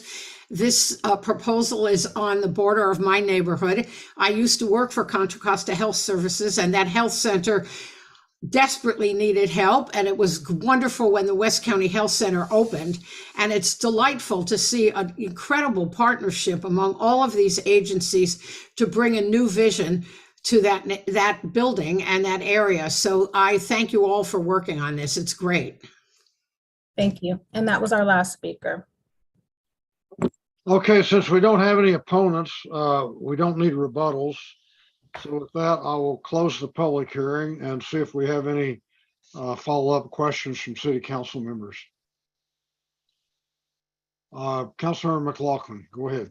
Yeah, this is to whoever, maybe to Supervisor Choya, but maybe to the proponent as well. So the supportive housing, I think it was 59, and the county is pledging 26 Section 8 or project-based vouchers, which is great. But what happens to the other whatever 30 or 20, yeah, how do they make the rent? Yeah, great question. I'll take this one. There's a couple of other programs that the state has that provides ongoing operating subsidy that functions essentially similarly to a Section 8 voucher. That the most recent one in its most recent life was No Place Like Home. So that came with an operating subsidy. That pot of money has sort of depleted, but I believe the state will be looking at new ways to replenish those funds. And that would be a source that we would be looking at because we do know the value of having a resident who has a project-based voucher, who moves into a project-based voucher supported unit, only having to pay 30% of their rent allows us to deepen the affordability. But then we have some other ideas that we'll be working with if that source isn't there. But our main goal is to do a 100% affordable in that building A, 100% permanent supportive housing in that first building. So Eden has a history, and CHEC as well has a history of being creative when it comes to ensuring that we can make the most affordable housing work for the most residents. So we're definitely going to strive to either, if it's not vouchers, it's going to be some other source to ensure that we can have that, those future residents can have that support. Got it. Thank you so much. I just want to say, I think this is a wonderful project to have the very low and extremely low affordable housing units. And it's a reuse or reconstruction or reconfiguration, whatever you want to call it, of an old building. It's making good use of that and presenting a great project. So I do love this. So thank you. Okay, any other questions or comments from council members? Is there a motion? I'll move the item, or I see lots of hands going up. I don't know. All right, go ahead. Motion by McLaughlin, seconded by Willis, Claudia Jimenez. who's went there many times for ear infection issues as a child, but now is glad it's going to turn into housing and assistant housing with a lot of services. So a very enthusiastic second. Okay, let's call the roll, please, Madam Clerk. Yes, Councilmember Bates, Yes. Councilmember Jimenez, Yes. Councilmember Johnson, Yes. Councilmember McLaughlin, Yes. Councilmember Willis, Yes. Vice Mayor Martinez, Yes. and Mayor Butt. Yes. The vote is unanimous. And now we'll move to item 07B. Would you read that, please? Yes. Item 07B is to introduce an ordinance for first reading pursuant to state law, Assembly Bill 481, to approve Richmond Police Department Policy 707. It's a military equipment use policy. Okay, is there a staff report? Yes, there is. Good evening, Mayor Butt and City Council members. Tonight, we'll give you an overview of our AB 481 policy, which is the law requiring law enforcement agencies to obtain an approval by the City Council to authorize our use of military equipment. We will explain the provisions of AB 481, discuss our report that we are required to provide to the City Council as well as the public on a yearly basis, and explain exactly what military equipment we have and what it is used for. A few things I want to say before we get started. All of the equipment discussed tonight is equipment that we've been using for years. There's nothing on our list that we have that we are just now acquiring and trying to get approval for. Secondly, we worked extensively with members of the American Friends Service Committee, a group that has worked on these policies throughout the state and who were introduced to us by Councilmember Jimenez to draft this policy. We incorporated as much as their feedback as we felt we could, while still being able to be attentive to the need for resources that will keep our community safe. We held multiple community meetings and answered the community's questions about this policy and our equipment. And lastly, I think you'll actually be surprised by what equipment is actually classified as military equipment. I'm going to turn it over to our Lieutenant, John Lopez, for the actual presentation. Good evening. I'm going to share my screen if I do it correctly. Can you see my screen? Yes. Yes. Perfect. Good evening. How you doing? My name is John Lopez. I am the lieutenant here of the Richmond Police Department. I'm currently in charge of our Criminal Investigations Bureau. I'm also in charge of our tactical response team, as well as the commander of our Special Weapons and Tactics team, also known as our SWAT team. I thank you, City Council, Mayor, for this time as I go over AB 481, which is a new assembly bill regarding military equipment funding, the acquisition, and the use. With me and helping me is going to be Officer Alexander Kane. He is currently a master officer with the Richmond Police Department. He is a firearms instructor, weapons expert, and he's also a team leader for our SWAT team.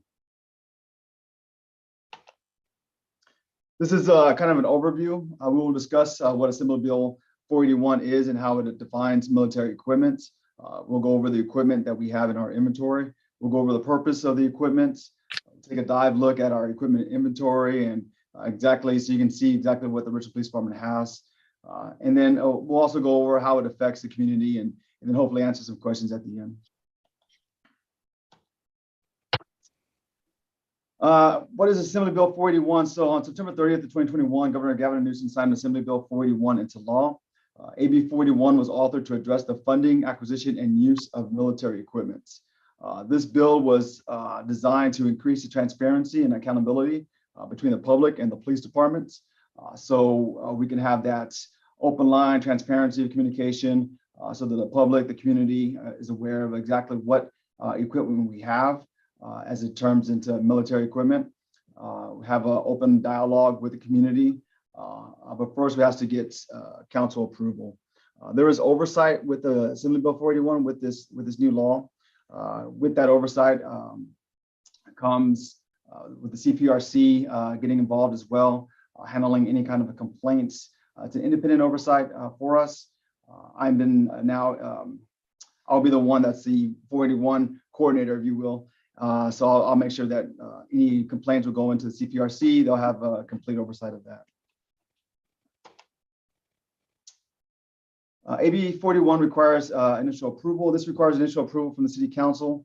We have been working closely, as the Chief mentioned, with the City Councilwoman Jimenez and others, trying to fine tune our policies and procedures.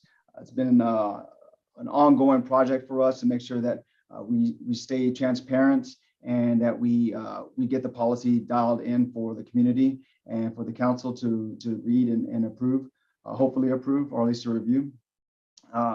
With this policy and with this change, the police department will conduct an annual report.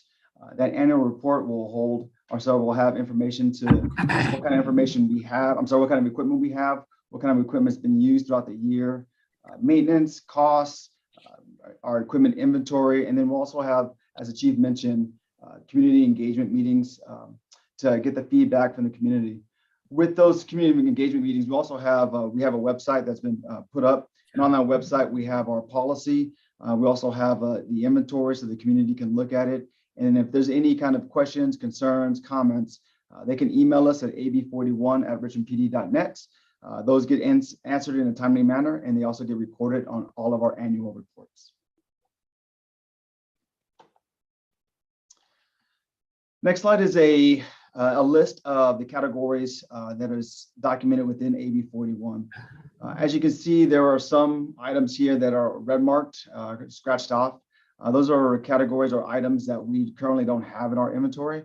Some of the items that we do have, as we'll go over in the slides coming up, is our unmanned aerial systems, which is commonly referred to as a drone, some ground vehicles, which is our robots. Some of the stuff that we don't have any Humvees, we don't have MRAP vehicles or tracked armored vehicles within our inventory. We also don't have LRADs or Taser shockwaves.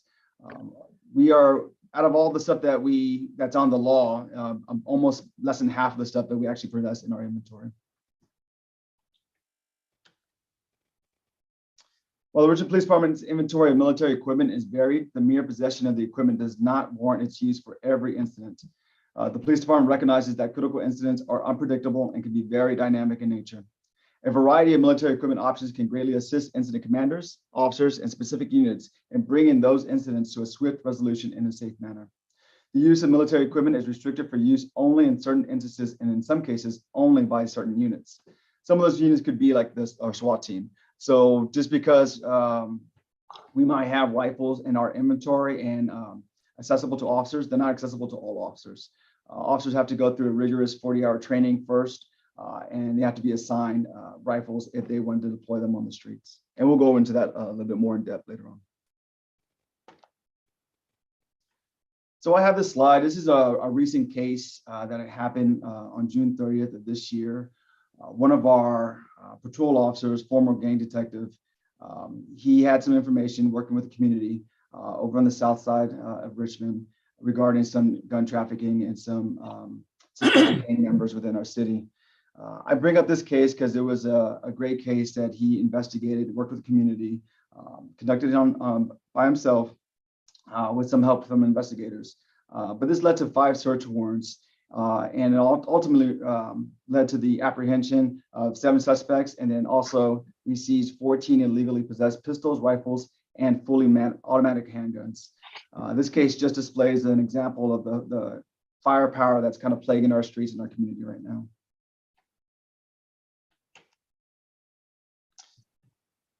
Quickly, this is a stat sheet of possessions of firearms that were recovered from January 1, 2022 to just about September 1st. During that time frame, there was 162 pistols taken from the streets, 15 rifles, and 3 shotguns. There was a total of 180 firearms just recovered from the city of Richmond alone. We recovered these weapons even with a staffing shortage that we have. We don't currently have a Bravo team or a special investigations unit or any unit that's out there going out proactively. This is just what our patrol officers have been in our detective bureau as well. This is some examples of some of the weapons that were seized just this year alone. As you can see, you'll see assault rifles, you'll see semi-automatic handguns, extended magazines. There's a variety of short barrel rifles, as you see there. There's a variety of weapons that were taken off the streets this year. And this is a short sample, small sample.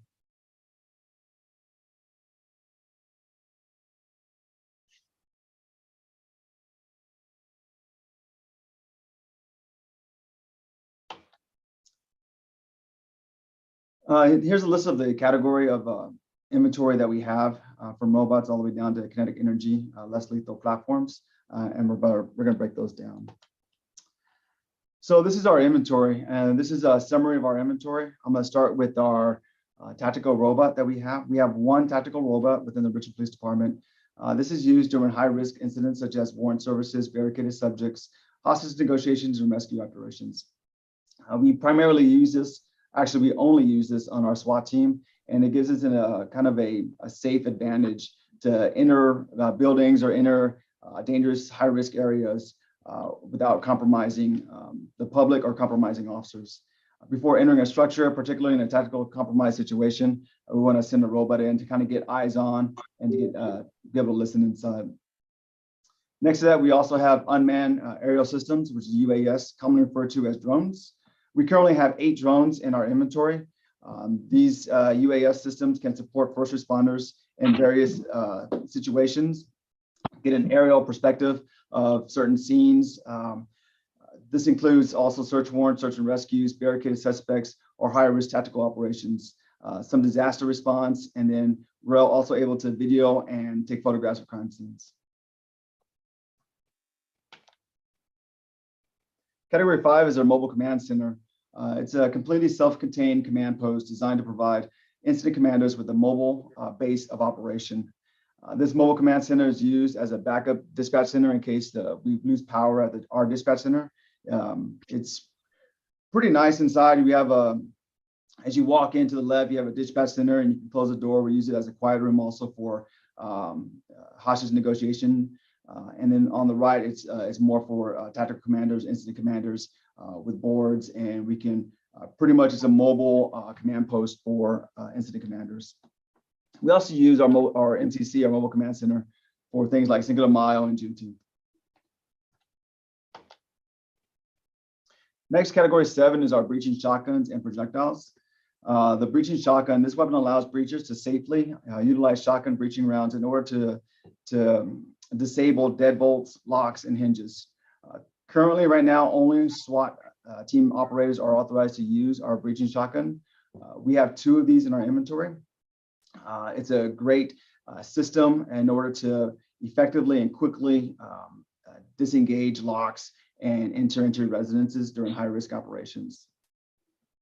The ammo that we use for the breaching shotguns is frangible ammo. So once it disables the locking mechanism, the rounds itself disintegrate. Next, we go into category 9, which is rifles, or submachine guns and bullets. With that, I'm going to pass it over to Master Officer Alex Kane, who's going to go and give you a review. Good evening, and thank you. Lieutenant, would you leave the screen sharing option up, please? Yes. We'll first talk about the items in category 9, and that includes our patrol rifles. Our patrol rifles are defined as semi-automatic shoulder-fired long guns that fire rifle caliber cartridges. The department-approved patrol rifle is an AR-15 style Colt M4 weapon system designed to fire a .223 5.56 caliber projectile. Use of this patrol rifle is covered under a Richmond Police Department Policy Manual section 432.1. And in that, it says rifles will be used in order to more effectively and accurately address the increasing level of firepower and body armor utilized by criminal suspects.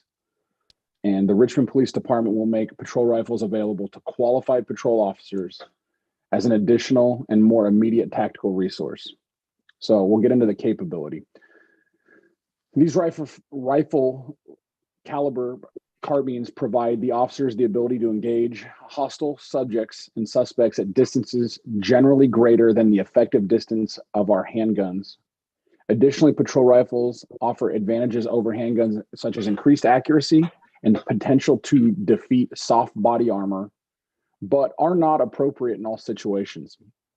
Under Policy Manual Section 432, the patrol officers may be deployed in any circumstance where the officer can articulate a reasonable expectation that the rifle may be needed. And we go further to give examples of that. A situation where the officer reasonably anticipates an armed encounter. When an officer is faced with a situation that may require the delivery of accurate and effective fire at long range, and that is incapable of done with our handguns. Hey, Officer Kane, just hold on 1 second. I think the screen sharing went down. I don't know whose screen this is. This is Councilmember Bates' screen. If the host can can go in through the back door and stop his screen sharing, that may suffice. There we go. And I'll get this back up. 1 second. Is it back up? Yes. Yes. Okay. Continuing, situations where officer reasonably expects the need to meet or exceed a suspect's firepower. When an officer reasonably believes that there may be a need to deliver fire on a barricaded suspect with a hostage. When an officer reasonably believes that a suspect may be wearing body armor. When authorized or requested by a supervisor, and when needed to euthanize an animal. We're going to move into the inventory that the Richmond Police Department possesses, and I'll give this caveat. You'll see a list of equipment on the screen, and I want to make it clear that these rifles are all very similar and that the differences are mainly in model number. And that is because as time goes on, the models change and they get updated. And so therefore they look like they're different, but they are essentially all based off the Colt M4 or AR-15 variant rifle.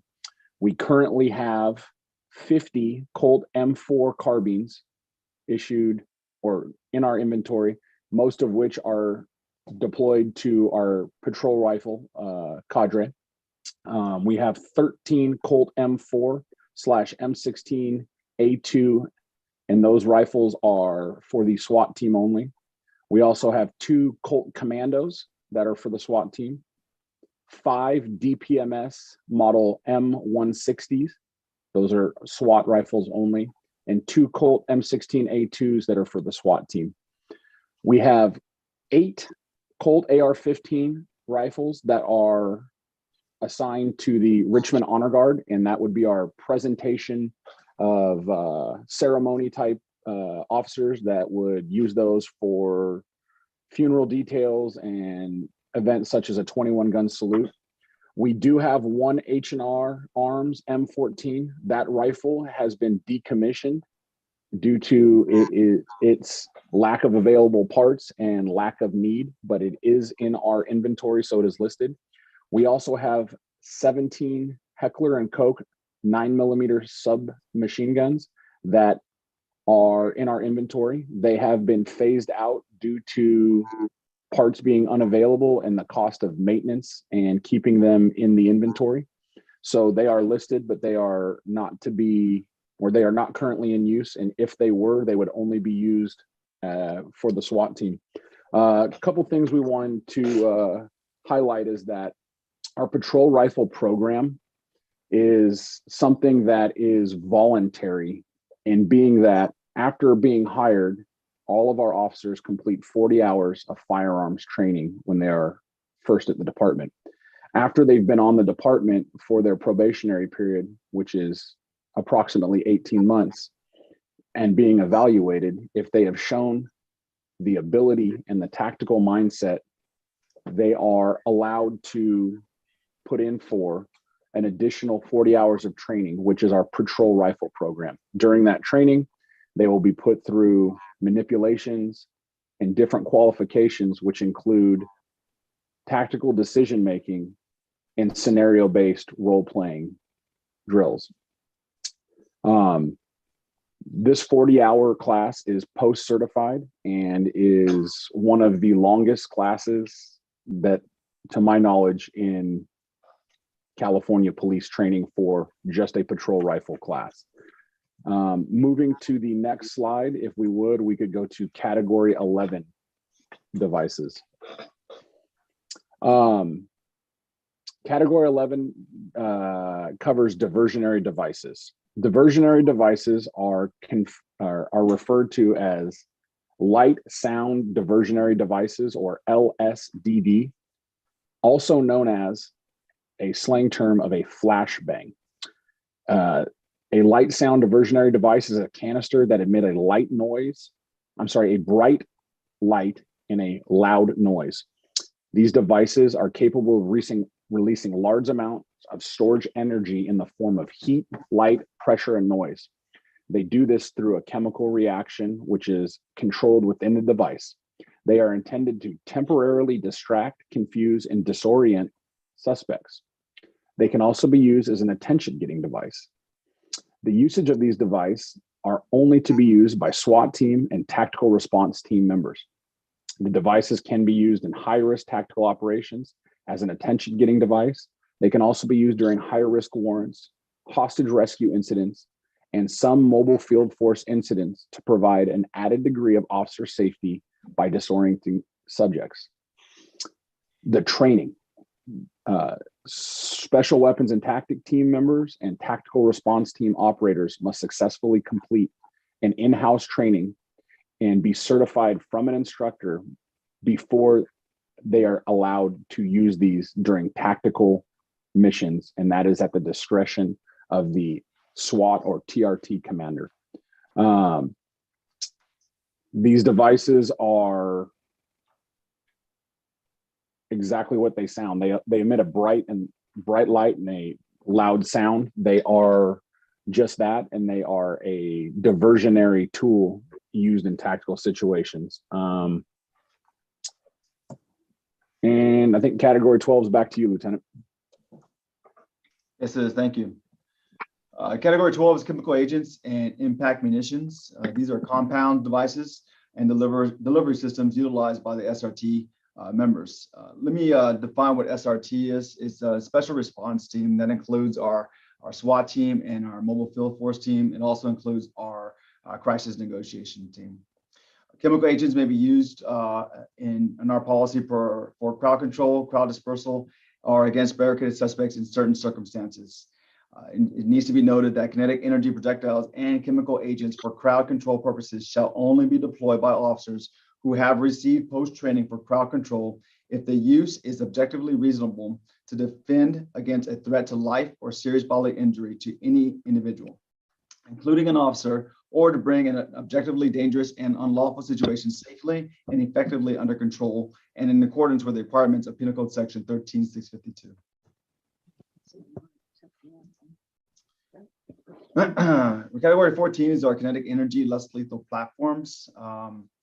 We have beanbag shotguns, we have 40mm launchers, and I got to fix this inventory. So we have currently, I believe it was 17 beanbag shotguns that look just like the picture shown here.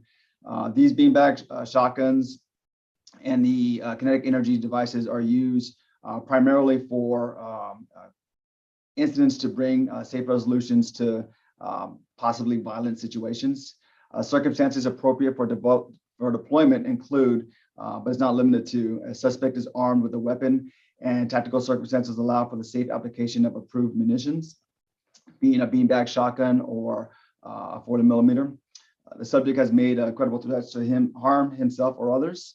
The subject is engaged in behavior or throwing rocks, bottles, or other dangerous projectiles. There's probable cause to believe that the suspect has already committed a crime of violence and is refusing to comply with the lawful orders. Again, it should be noted that kinetic energy projectiles and chemical agents for crowd control purposes shall only be deployed by officers who have received post-training for crowd control. If the use is reasonable to defend against a threat of life or serious bodily injury to any individual, including an officer, or to bring a dangerous and unlawful situation safely and effectively under control in accordance with Penal Code Section 13652. And I bring that up too because it should be also noted that with AB 41, AB 48 was also signed, which goes into specifically when the police can use kinetic energy projectiles and chemical agents. So how does AB 41 affect the city of Richmond? With the city council approval of our policy and our inventory, police department will continue to have access to each of the resources we currently have available. In addition, the corresponding policies and procedures will remain in effect. We will be required to implement a tracking system for equipment use in preparation for AB 41's annual report.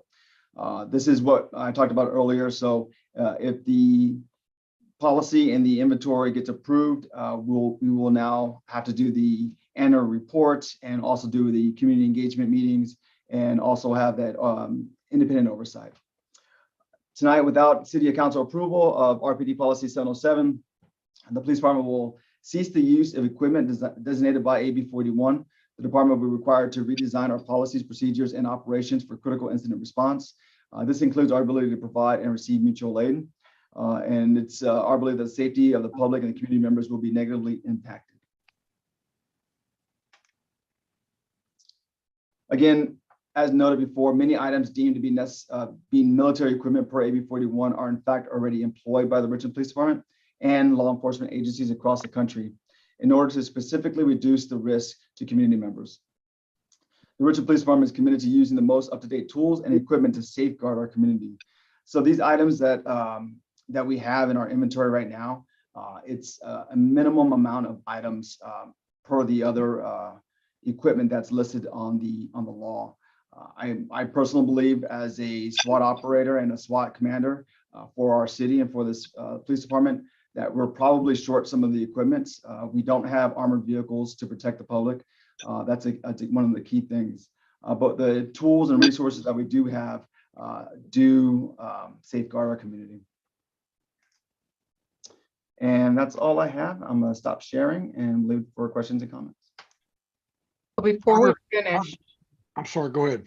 So before we finish, I want to introduce and actually thank a couple of people that we have here tonight to help us answer some questions. And that's City Attorney Shannon Moore, Lieutenant Lopez, who was part of the presentation, Captain Al Waye, who's in our investigations, and again, Officer Kane, who also presented. They have all dedicated countless hours to come up with a draft that we hope you will approve tonight. And with that, we'll open it up for questions. Questions from council members. Councilmember Bates, go ahead. Thank you, Chief French, for the presentation. I think it was very nice that you brought attention to so the public can understand exactly the weaponry that you have. My question has to do with, do you or do you not have these auto spikes for these individuals that are doing these sideshows? And if you do not, why you do not? And if you do, maybe you can allude to the fact you do have them. No, we don't. Well, we do have spike strips for sideshow activity. There's certain circumstances in which we can use it, but it does not fall under the military equipment policy. Oh, okay. So that's good to hear that we do have them. Have we used them before? We've used our spike strips more in pursuit situations. Now I am looking at a new product that is specifically for sideshows, and they're like kind of like the spot dots that are put in the intersections just regularly, but they have kind of spikes on the side so that if somebody is doing donuts in an intersection, then it obviously impacts that vehicle. But that's not something that we currently have. Well, do you have adequate amount of spikes in the event that you have a large group that want to come in and terrorize our community? Yeah, we do have a good amount of spike strips at this time, yes. Okay, that's good to know. Thank you very much. You're welcome.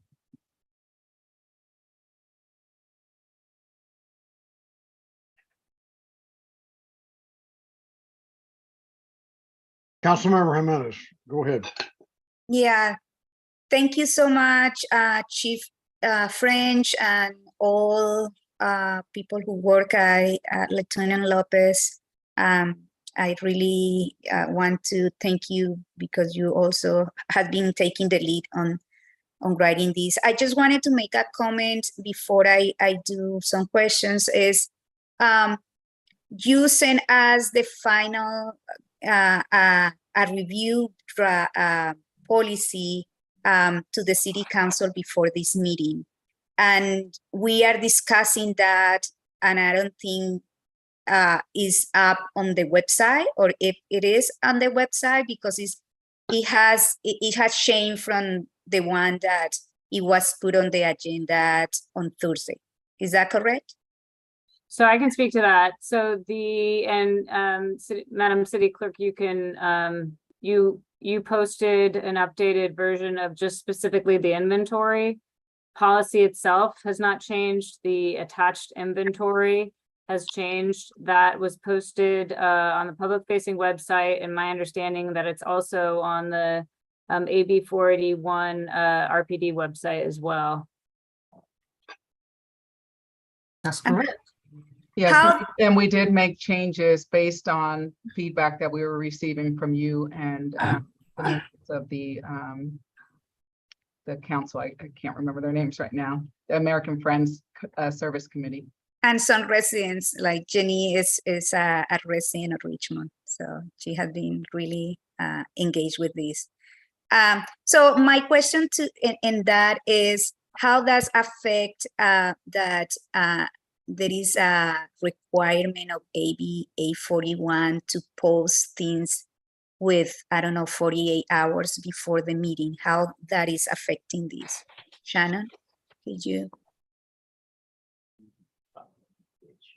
So we started posting a policy back, I think it was October or April 26th. And this has been a kind of a work in progress, right? Every agency is developing policies in coordination with the community members. And so we've had several iterations as we've met with you multiple times, as we've had community engagement meetings. And so each time that we've listened to the feedback, we've collaborated, we've spent extensive time working out different drafts. We've posted each draft as it's gone along. So there have been multiple drafts that have been posted each time, we've updated the draft. But the draft that is going to be, we are talking here and is the one that we are going to discuss and voted on, hasn't been put it out there. So and it's not about I think this is a great job and I am going to talk about, but I just wanted to make sure that we are following the regulation that AB 481 is talking, so we don't miss or we don't pass any of the steps that they are saying. So I think that if I'm going to read the plain language of the section that you're referring to, it says that these documents must be available on the law enforcement agency's internet website at least 30 days prior to a public hearing. I mean, it doesn't say, and I would argue, these final documents. I mean, this is, as you know, that this is something that all government agencies throughout California are trying to tackle and really address in an effort to increase transparency. And so we've posted, we triggered the 180-day time period where we started the approval process back in April. We've been posting throughout this time as we've been meeting with community members since April. So now we're in October. So I think we've met that requirement.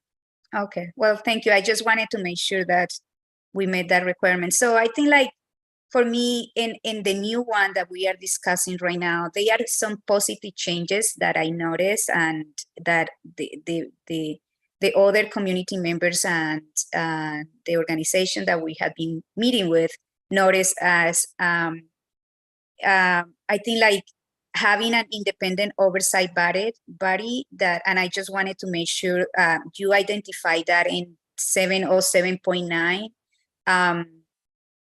So I want to make sure that we are clear that the oversight body will be the Community Police Review Commission. Is that correct? Yes, that's correct. Okay.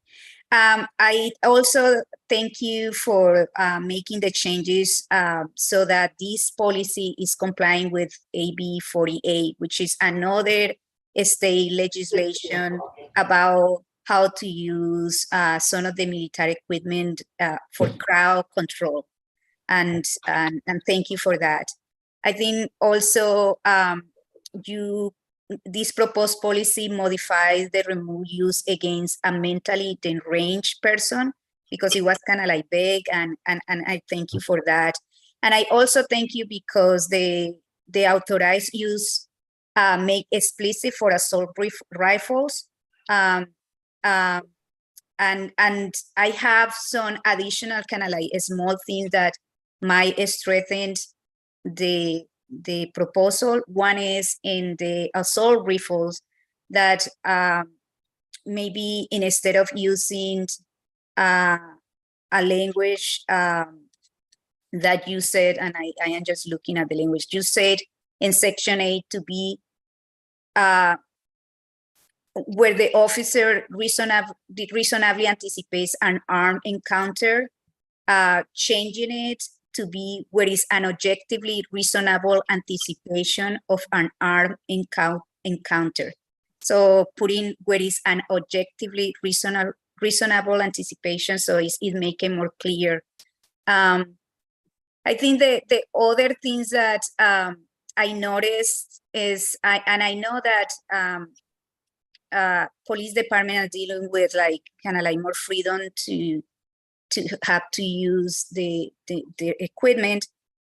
You put these are the use but no limited, so that means that there is no limit, right? When you put that, So there is two options that some organization and in Oakland, they are doing it. And I think like Shannon has this recommendation, but one option is that they specify a specific authorized use that the department has experienced in the past, define what constitute an exigent circumstance.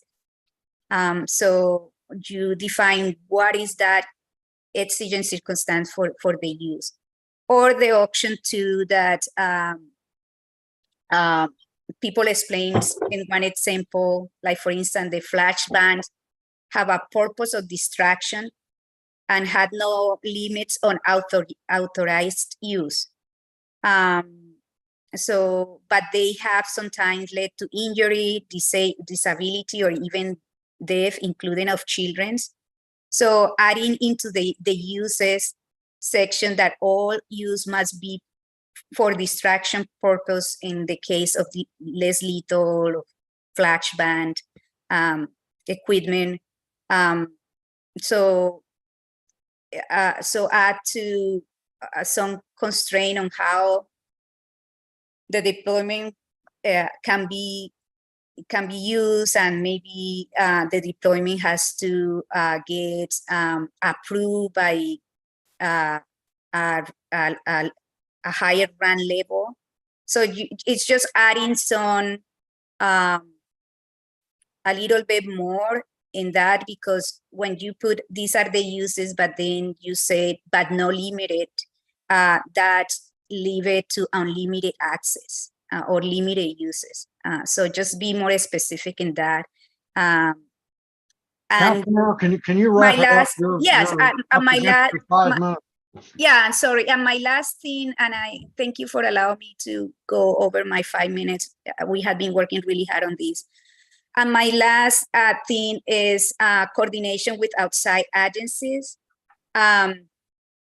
I didn't see the update document, so might be addressed on this, but we were talking about that when mutual aid is coming here, that there is something that this mutual aid complies with Richmond policies, because as you know, for instance, the sheriff department policy doesn't comply with AB 48.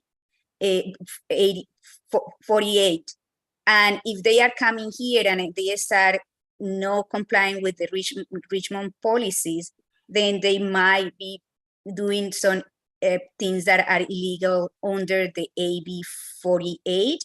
And we don't want to get in situation where we have these issues. So I just think that it's a little more than it needs to, but I really thank you and all the group for the great work that are doing on this. Thank you.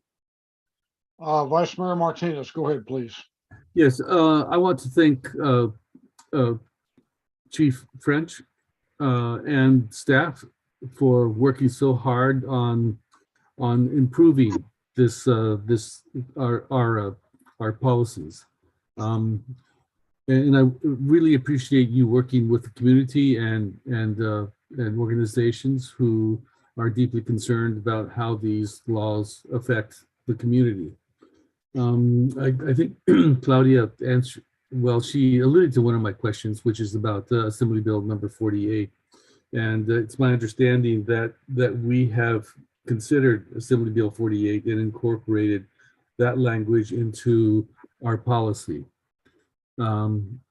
Which you know makes me reiterate the question that Claudia had, which was about other agencies helping us out and not being attuned to the discrepancies that we've had to protect our citizens according to Assembly Bill 48.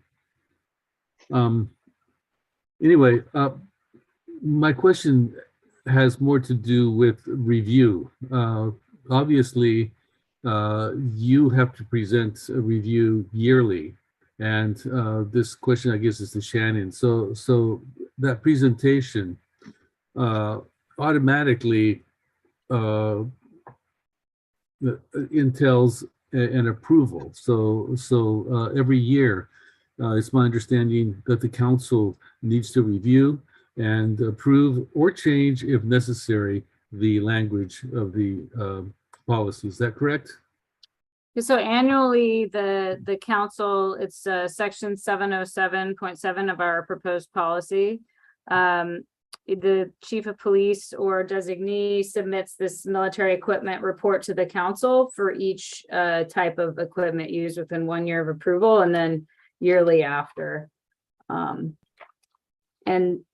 so when that report is submitted annually, the council, has to consider the inventory and whether we should keep what you have, essentially. Right, but that decision would be based on use. So it's my assumption that the report would include how that equipment was used for that year. Is that correct? Yeah, I think they're starting you're starting a tracking, where you're tracking the use of each category of equipment that is considered military equipment, correct? Correct. Yes, we have to start accounting for that. So in January, we'll start accounting for all of the usage. And so the next report will include that. Fantastic. And once again, Chief French, I really appreciate the efforts that you're making to integrate yourself into the community. And when I say community, I'm referring to not only all the residents, but also all the organizations. So that's very much appreciated. And one final question. If there are incidences, God forbid they happen, but if there are incidences that would require a look at the policy, that would be possible at any time, correct? Our policies are always posted online, so we regularly review them as incidents come up. We review policy to see if there's any policy changes that need to be made. Okay, yeah, I was sure that you did that. I just needed reassurance. So thank you very much. Okay, Councilmember McLaughlin, go ahead. Yes, I just want to echo what Councilmember Jimenez and Vice Mayor Martinez said. Thank you to Chief French and everyone else who worked on this, and also to American Friends Service Committee and Richmond residents involved in this review process. I just want to reiterate, I think Councilmember Jimenez made some good points, and I want to reiterate that I got them right, and maybe Councilmember Jimenez can verify if I have this right. And then I assume we could make these changes, if, in terms of doing it today on a first reading, and then since they're not significant, they're just more elaborating on things. And then still go forward with the second reading at the next meeting. But I believe what I heard was, first of all, in the make more explicit the authorized use for assault rifles, so that, and that's in section A, this would strengthen it. So it would say where there is an objectively reasonable anticipation of an armed encounter. So that's one change in language. Then the issue of certain weapon categories granting unlimited authorized use should be clarified more. And this is with regard to robots, breaching shotguns, flashbangs, and less lethals. And I think there were two different options. I'm going to say maybe option 2 would be best, but I would go with either one as well. And option 2 that I heard from Councilmember Jimenez is to say that these weapons must have a purpose of distraction. Right now, there's no limits on that. And they have, like was stated, as sometimes caused injury and sometimes death. So add into the uses section that all use must be for distraction purposes only. So is that correct? Did I get that part of that option right, Councilmember Jimenez? Yes, you did it right. Thank you. Okay. And then the third thing I heard was with the outside agencies. And I think that's also a very good point, because when outside agencies come to help RPD in terms of mutual aid, we want them to be utilizing Richmond's policies so that that it complies with, is it AB 40? Wait, AB 48. I think I got that right. Yeah. So so those are like 3 points. It's one is that changing of the language for assault rifles. One is changing of the language, and this is just tightening it up a bit for the robots, breaching shotguns, flashbangs, and less lethals. And finally, some changing of the language for coordination with outside agencies. So is that pretty much, I know you gave two different options. And like I'm gonna see if we can get somewhere with option 2, if that's all right with you, but I would be willing to go with either. I think so. I think I just wanted to do the 2 options for the chief to analyze that. Yeah. So maybe Chief French, you could the 2 different options on the uses of these. I have the 2 different options, and those are the ones that, so you have I want to say that there was a list, there were multiple lists that we've received from the American Friends Service Committee. I mean, we've been going back and forth, and 3 things that you've listed are things that we considered, but we chose not to change. And this is the reason. So you're talking about more specific language about, specifically when a rifle can be deployed. And I don't want to pigeonhole my officers into only being able to use a rifle in these documented certain situations, because then if a situation that we haven't considered comes up in which a rifle is needed, they're going to be out of policy.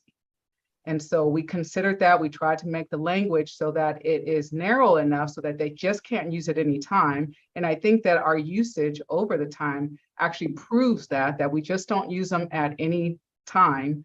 And that we did list examples so that our officers are very clear, and it's clear just from our history and how we've used our our rifles over the years, that there are clear instances in which they can actually use rifles. And so that's why we left the language as is. When it comes to the language, the 2 options that you were giving, you said that Oakland is doing, they actually have not adopted a policy yet. They're still discussing it. And again, it's just more narrow language that pigeonholes our officers into only being able to use the resources that we have available to us in certain instances. And so we thought our language, that way that we have it, is still narrow enough that our officers will understand. And then the third thing that I know is the big one is the use having outside agencies actually abide by our policy. And I can understand the reasons why, but let me explain the other part of that.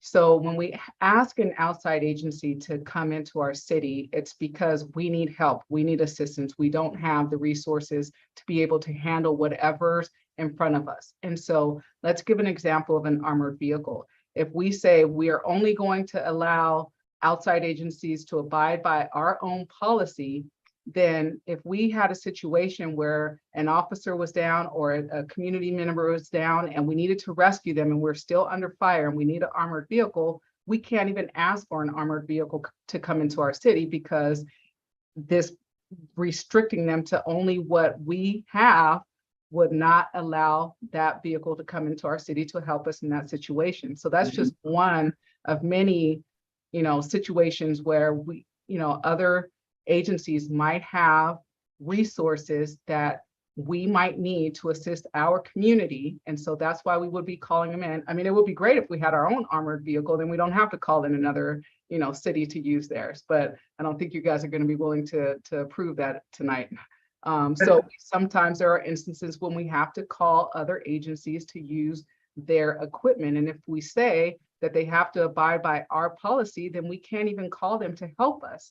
And so I think, the way we have our policy and when we actually call other agencies to assist us, everybody's clear, our watch commanders are clear, our SWAT commander is clear about what we use in our city, how we want to be able to use resources that come into our city, and we're only calling them in desperate situations. So that's why I don't want to change the policy that says we can only use resources. I mean, they can only use what we have in our policy, because then we won't be able to utilize resources that can actually help us.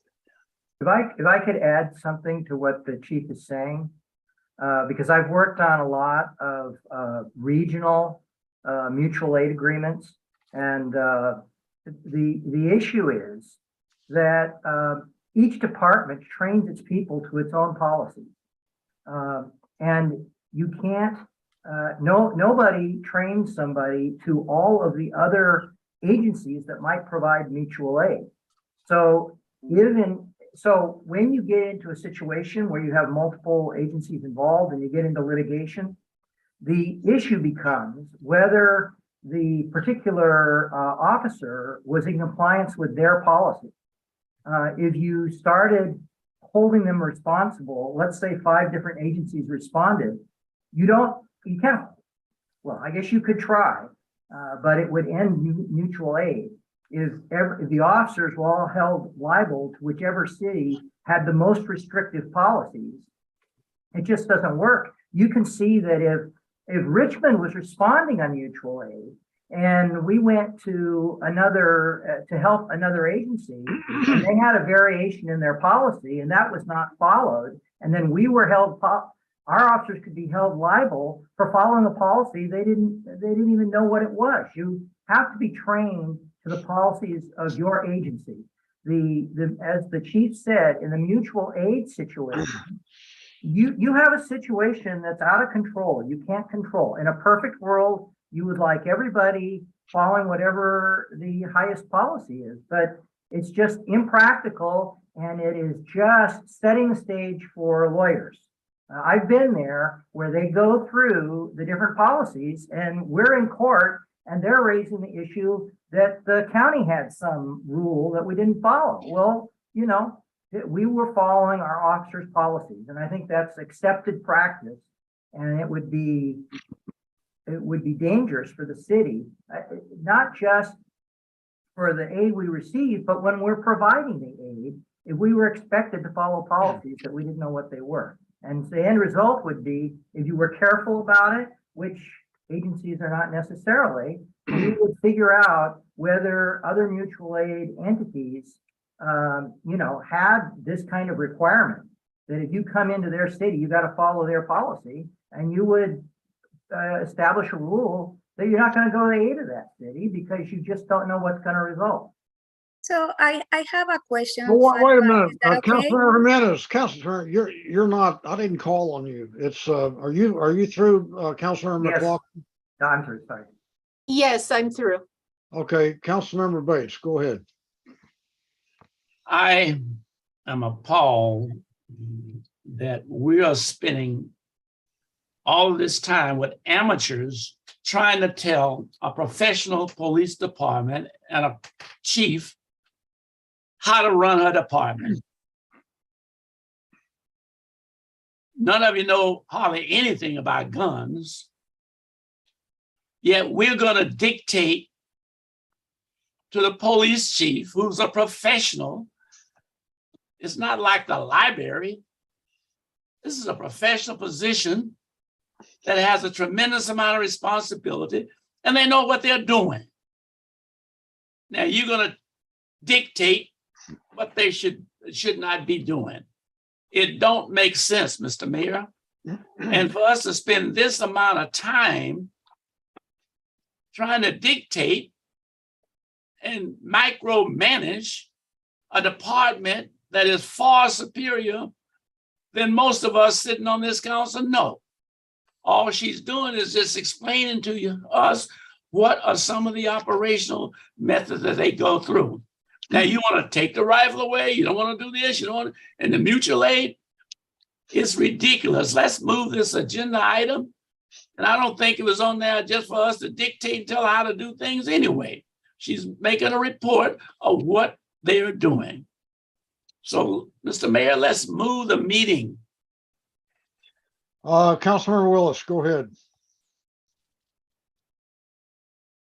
Yeah, I mean, I've been, just as a community organizer working on reimagined public safety work and just having to see how different equipment and military use of equipment has been misused, and feels incumbent on me to listen to those areas of the community who are worried about this type of equipment coming into our communities and being misused, especially when we have had killings like with PD Perez and different scandals, and even a recent firing that happened this year because somebody was not integral to the position that they had.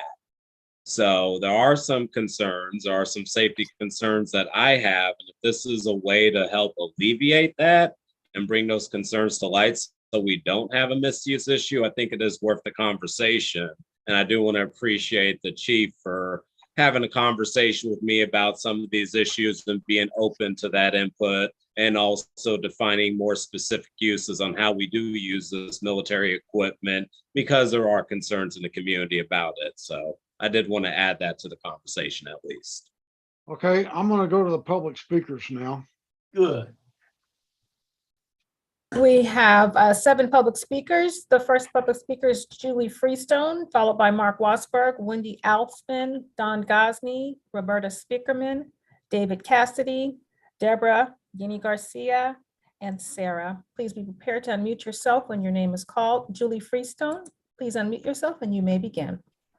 Okay, I'm Julie Freestone and I've lived in Richmond for 32 years. I compliment you on spending this much time talking about this. This is not an idle conversation. This is a requirement according to the law that was passed, AB 481. You are required as a city council to take a look at this. The police department is required to have public meetings about this.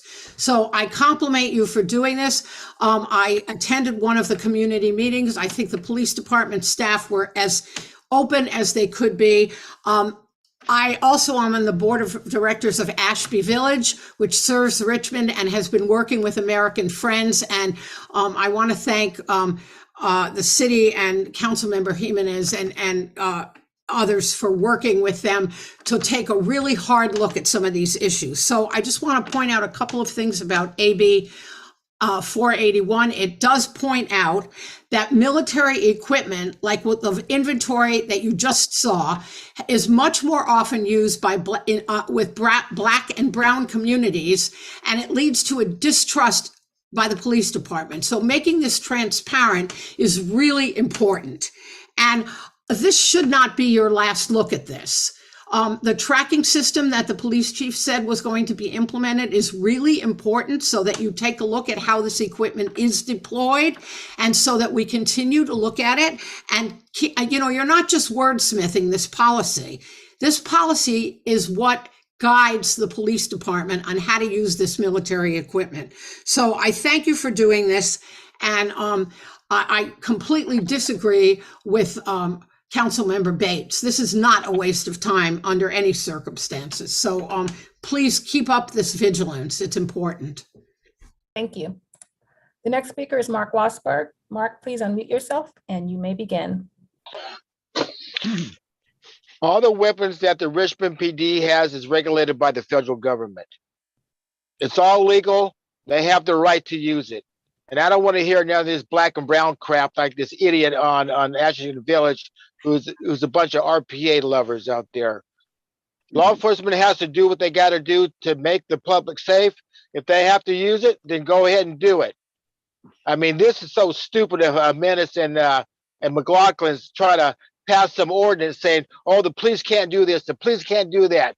We don't want to call for backup. The police are going to get sued.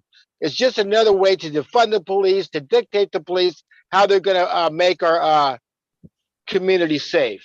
This is one of the stupidest things I've ever seen in my entire life. Like I said, if the police got to do it, you got to do it. If you got to shoot them, you go ahead and shoot them. You got to use those bang devices, go ahead and do it. I mean, what are you going to do? Sit there and use a slingshot? Some guy got an AK-47 at you? This is the most stupidest thing I've ever seen in my entire life. And Willis, he don't know what the hell he's talking about. He's just an idiot. He's just another radical on the RPA, defund the police. I tell French, you know, if you got to do what you got to do, good. If the city council tries anything to stop you from enforcing the law, you take them to federal court and you sue them. I mean, this is getting to be stupid. We know on the all you RPA members, just a bunch of anarchists who hates the police and wants to get rid of the police. Why don't you go ahead and you have the police use slingshots or sit there and seem kumbaya when somebody got a Uzi or a MAC-10, right? I tell you what, police chief, you got to do the job, you do it. You had to shoot the son of a bitch, you shoot him. That's the bottom line. If you have to do what you got to do to keep us, the community safe, you do it. Never mind what the city council says. You've got a problem, you take them to court and you sue them in federal court. Your time has expired. Next speaker is Wendy Allison. Wendy, you may unmute yourself and you may begin. Thank you very much. I would like to thank you for all of the hard work that you all have already done. The police department and the council together really want to speak in support of the recommendations that to further refine the policy. As we just heard, I think that all of us would agree that an objectively reasonable anticipation of an armed encounter is the appropriate way to decide whether an officer would be using a gun. It's not preventing them from using a weapon in any situations in which it is objectively, reasonably, and that it could be necessary. Secondly, restricting the less lethals to especially the flashbangs for distraction purposes only, stated that that is their purpose. And third, mutual aid, complying with the Richmond policy. I'd just like to point out that if officers from other places come to Richmond and in violation of Richmond policy, violate AB 48 standards because it's not in their own policy, the city of Richmond itself will be held liable. That the protection that's being recommended will actually protect the city of Richmond, as well as the residents of Richmond and the police officers of Richmond. And thank you for all of this work. Thank you. Next speaker is Don Gosney. Don, please unmute yourself and you may begin. Good evening to all. You know, it's easy to claim that all of the equipment in the catalog of tools we provided our police department can be classified by some as military-style weapons. I recall a few years back when a young shepherd boy, David, picked up a small stone and used it in his sling to slay the giant Goliath, a soldier in the Philistine army. So was that small stone a military weapon? Was the sling? We've heard comments from the public around town and read the numerous posts on social media that seem to agree that that rock and sling were indeed military-style weapons and should be outlawed for use by the Richmond Police Department. We just heard from Councilmember Willis about these concerns. Please think back to 1997 when two young men held up a bank in North Hollywood using fully militarized, fully automatic weapons, but the police department was limited to 6-shot revolvers. More than 2,000 rounds were fired with 12 police officers injured and 8 civilians before the two bad guys were subdued and the carnage was stopped. Police officers had to go to sporting goods stores to acquire the tools they needed to combat the bad guys who do not live by the same rules as some police officers are required to live by. We need to provide our police with the tools they need to combat the bad guys that are known to randomly throw bullets at police and innocent civilians. The police need the proper training. Training is key to safely use these tools, and they also need strict policies. strict policies that limit how and when these tools may be used. It's not the tools in the RPD's catalog, it's the training and the policies that are critical. But if this council is overly restrictive, then we've essentially hogtied our police, and we're putting our police officers and the public at risk. I've been listening, and I've yet to hear where Richmond police officers have abused the tools we provided. Please don't confuse our officers with officers in other communities. Stay focused on Richmond. Thank you. Thank you. Next speaker is Roberta Speakerman. Please unmute yourself and you may begin.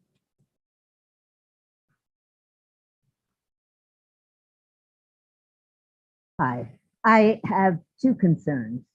One of them is when people say it can't happen here, it has already happened here. So don't forget history. Our police, this is years ago, but have been involved with things where we wish they had had more discipline. Now, we're not talking about that police department. We're talking about our police department now. And I feel good about a lot of the things in this, I don't even know what to call it, the memo. The thing I have a little trouble with is once something has been authorized, like the use of different military equipment for crowd control, who determines when that ends, when that use should end? Who is in charge of it during that period? No one's going to answer me. I forgot how this works, right? But that's my concern, that it somehow be built in there, that there be a reassessment during the use of this equipment that seems to be a crisis, to determine whether you should continue with that same equipment. That's it. Thank you. Thank you. Next speaker is David Cassidy. Please unmute yourself and you may begin.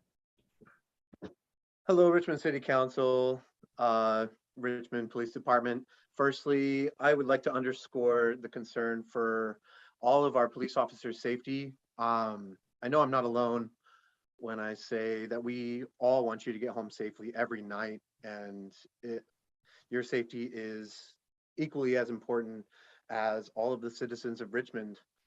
I'm disappointed that the council seems more interested in identifying the problematic language in this presentation, and it seems like we're just moving towards the eventual approval of this without considering disapproval whatsoever. So I was looking at the text of AB 481, and I'd like to enter it in the record. The acquisition of military equipment and its deployment in our communities adversely affects the public's safety and welfare, including increased risks of civilian deaths, significant risks to civil rights, civil liberties, and physical and psychological well-being, and incurment of significant financial costs. Military equipment is more frequently deployed in low-income Black and Brown communities, meaning the risks and impacts of police militarization are experienced most acutely in marginalized communities. Does this sound like the spectrum of people in Richmond? There are many examples of these being used within the guidelines of policy and still creating a hostile environment and skirting liability in the protection of the citizenry. I've seen less than lethal shotguns employed in an environment that met the criteria defined, and it was aimed at the heads of the people they were trying to disperse. Recently, a hostage, a 14-year-old, was killed when a flashbang grenade was deployed. The militarization of local police forces is an indication of an increased police state. There are several holes in the presentation. Removing access to military equipment would be a great step towards demilitarization of our police force.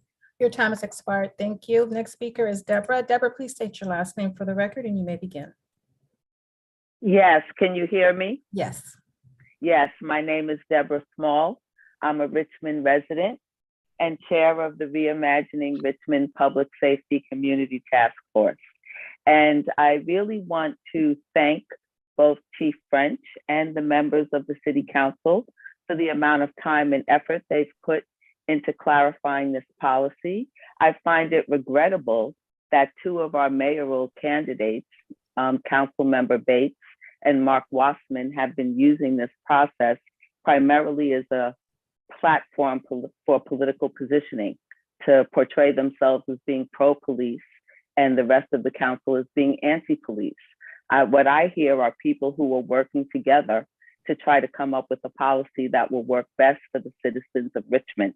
I really applaud Chief French for the efforts that she's made continuously to get community input, to work with the city council, to recognize that all of us care about the safety of everyone, and that regardless of people's political affiliation, that they actually care about the overall well-being of our residents, and are taking seriously the intent of this legislation, which was to make sure that the public and the community and their elected representatives were making sure that police departments were employing lethal force responsibly and using military equipment in the way that it was meant to be used, not in ways that would exacerbate and possibly cause lethal harm to people to whom it should not.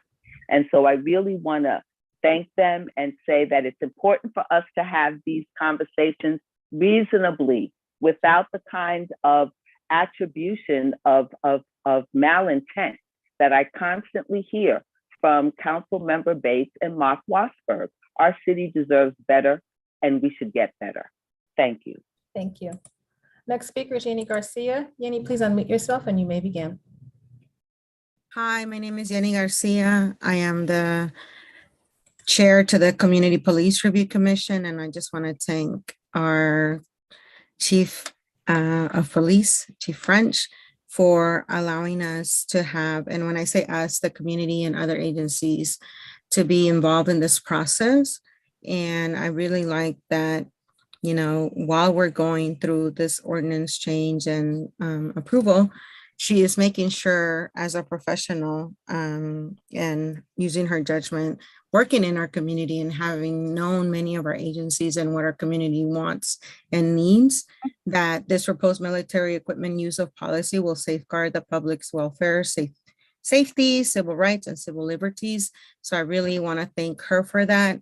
I really hope that others that are listening and our city council members don't make her job harder and really focus on what's important for our community and making sure that we are all safe. The fact that she's working with us and making sure that our community is engaged and other agencies and welcoming other feedback already speaks volumes to the fact that she's making sure that our community is safe. And as an entity, the CPRC will make sure that any complaints that are forwarded to us will be investigated thoroughly and work together with City Council and continue to work with her to make sure that our community is safe throughout this whole process. So thank you. Thank you. Next speaker is Sarah Cantor. Sarah, please unmute yourself and you may begin. Hi, thank you. I want to commend everyone who is taking a really close look at this policy and is really looking at every potential outcome and making sure that there's good oversight here.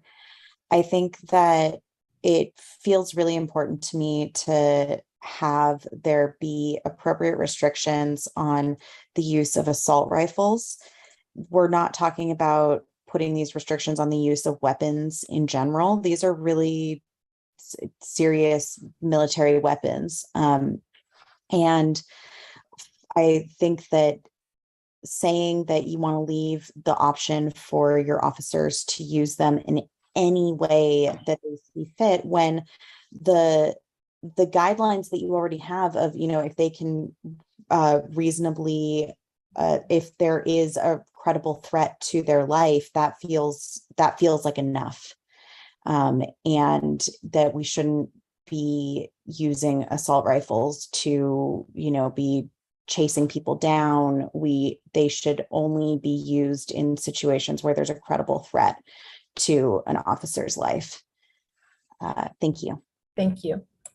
Next speaker is Marisol Cantu. Please unmute yourself and you may begin. Hi, my name is Marisol Cantu. I'm a third generation Richmond resident, and I am also a member of the Reimagining Public Safety Community Task Force in Richmond. I want to thank our city council members and the friends of city council members who have been really really working diligently from the committee on taking a really close eye on this policy. I also do want to thank Chief Bisa and Officer Lopez. I know that the first community engagement process, there were 6 people that attended, 4 from the Public Safety Task Force. And I know that there was a second community engagement process. This is required by law, and we're being in compliance with that law.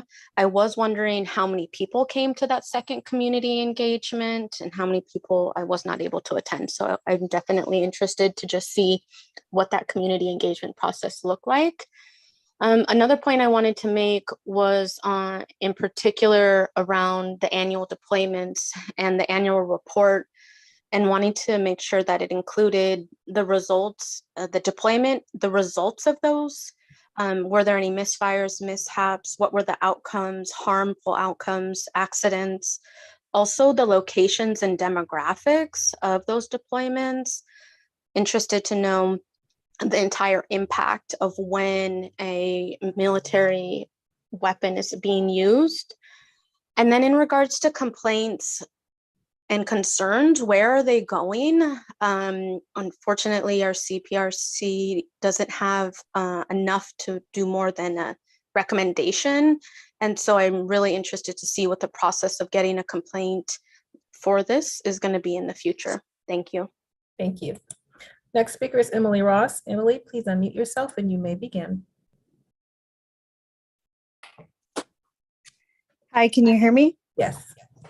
Hi, thank you. My name is Emily Ross and I'm a Richmond resident calling. Want to definitely start by thanking the American Friends Service Committee for their work across the state to really support different jurisdictions and like developing the policies that are right for them. And also RPD for integrating a lot of important things into your documentation. Since the last time I looked at what was posted a few days ago, didn't seem to comply with AB 48 in a lot of places. And based on the presentation tonight, it seems that those have been corrected. So thank you for your work there. I do think that different council members, as well as honestly the chief and the city attorney themselves, sort of raised that having stronger authorized uses of the equipment, having a policy around coordinating with outside agencies, that seems like it's in our best interest, including RPD. We know like scary things can happen, unexpected incidents, individual officers, not complying with policy, but the least we can do is have the strongest policy possible in place. So I would encourage you to continue making those remaining improvements. If we keep the like including but not limited to language around different authorized uses, it kind of renders the authorized uses irrelevant if it just says anything goes. So thank you again, everybody. I'm good. Thank you. Next speaker is Raymond Wendell. Raymond, please unmute yourself and you may begin. Good evening, Council. Thank you. I just do have some concerns still about whether the draft policy meets all the requirements of AB 481. And one overarching problem I see is that the policy doesn't seem to really explain why each type of equipment is necessary as the law defines it. So AB 481 says that City Council has to be convinced of certain things in order to approve a military equipment policy. And here are just the first 2 requirements, because I don't think I can get into all of them. A, the military equipment has to be necessary because there's no reasonable alternative that can achieve the same objective of officer and civilian safety. So that's a pretty high bar.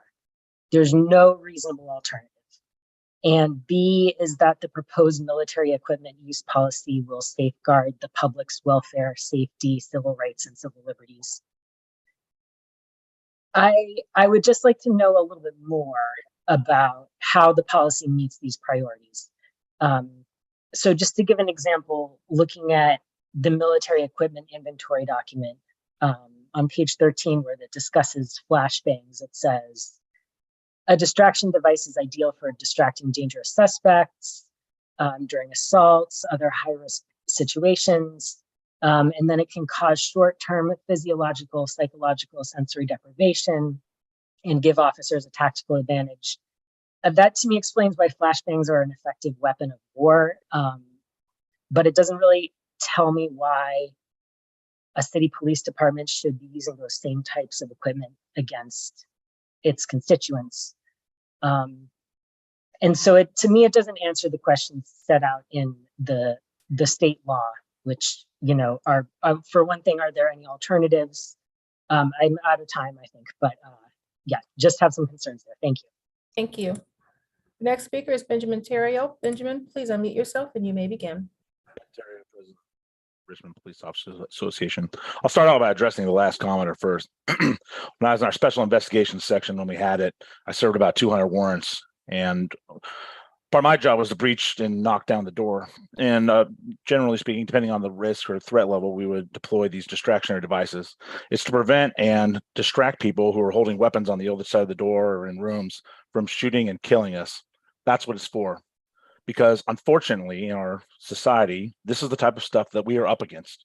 So when you talk about these things like, well, it's necessary for war, which I've also been in as well, unfortunately, that's the why. Because the things of war, unfortunately, come home and we have them here.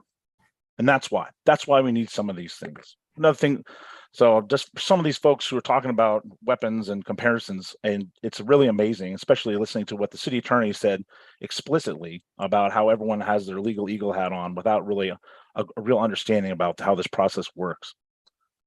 Oakland, comparisons to Oakland. I'm about sick and tired of comparing ourselves to Oakland. Oakland's been in a consent decree for over 20 years. They just hit 100 homicides. What in the world would we possibly want to compare ourselves to that city? It blows my mind, especially with policing. A lot of talk about appreciation for the chief. It would be really nice if there was actual some real appreciation for the chief, her expertise and what she's done. We have a very progressive policy that she's worked on with outside groups, with people, and yet somehow that's just dismissed, in hand in the moment instead of worked on prior to coming here, like nothing has been done before, and it just doesn't make sense. All that can be done prior to, but instead we have the thing in the moment where we want to change language and all that. So the policy is good. It's very ahead of its time. And it's definitely what we need to protect the citizens of Richmond. Thank you. Thank you. And that was our last speaker.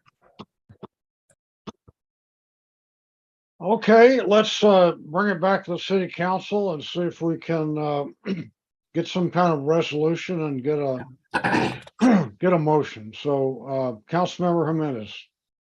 I will have a question and then I have a motion to make. To the city attorney, I just wanted to make sure all what we are trying to say is in terms of the mutual aid is that we don't get in trouble. So for instance, Contra Costa Cherry's AB 481 policy does not comply with AB 48. So if they are coming here and they are doing things and that has been explicitly been illegal in AB 48, how that will affect the city. If something happen, they do something that it makes it explicitly illegal in AB 48. You basically have that issue anytime you have mutual aid. We have an incident recently that involved our personnel and the county's personnel. And the county's personnel were judged under their policies and whether they had complied with that, and we were judged under ours.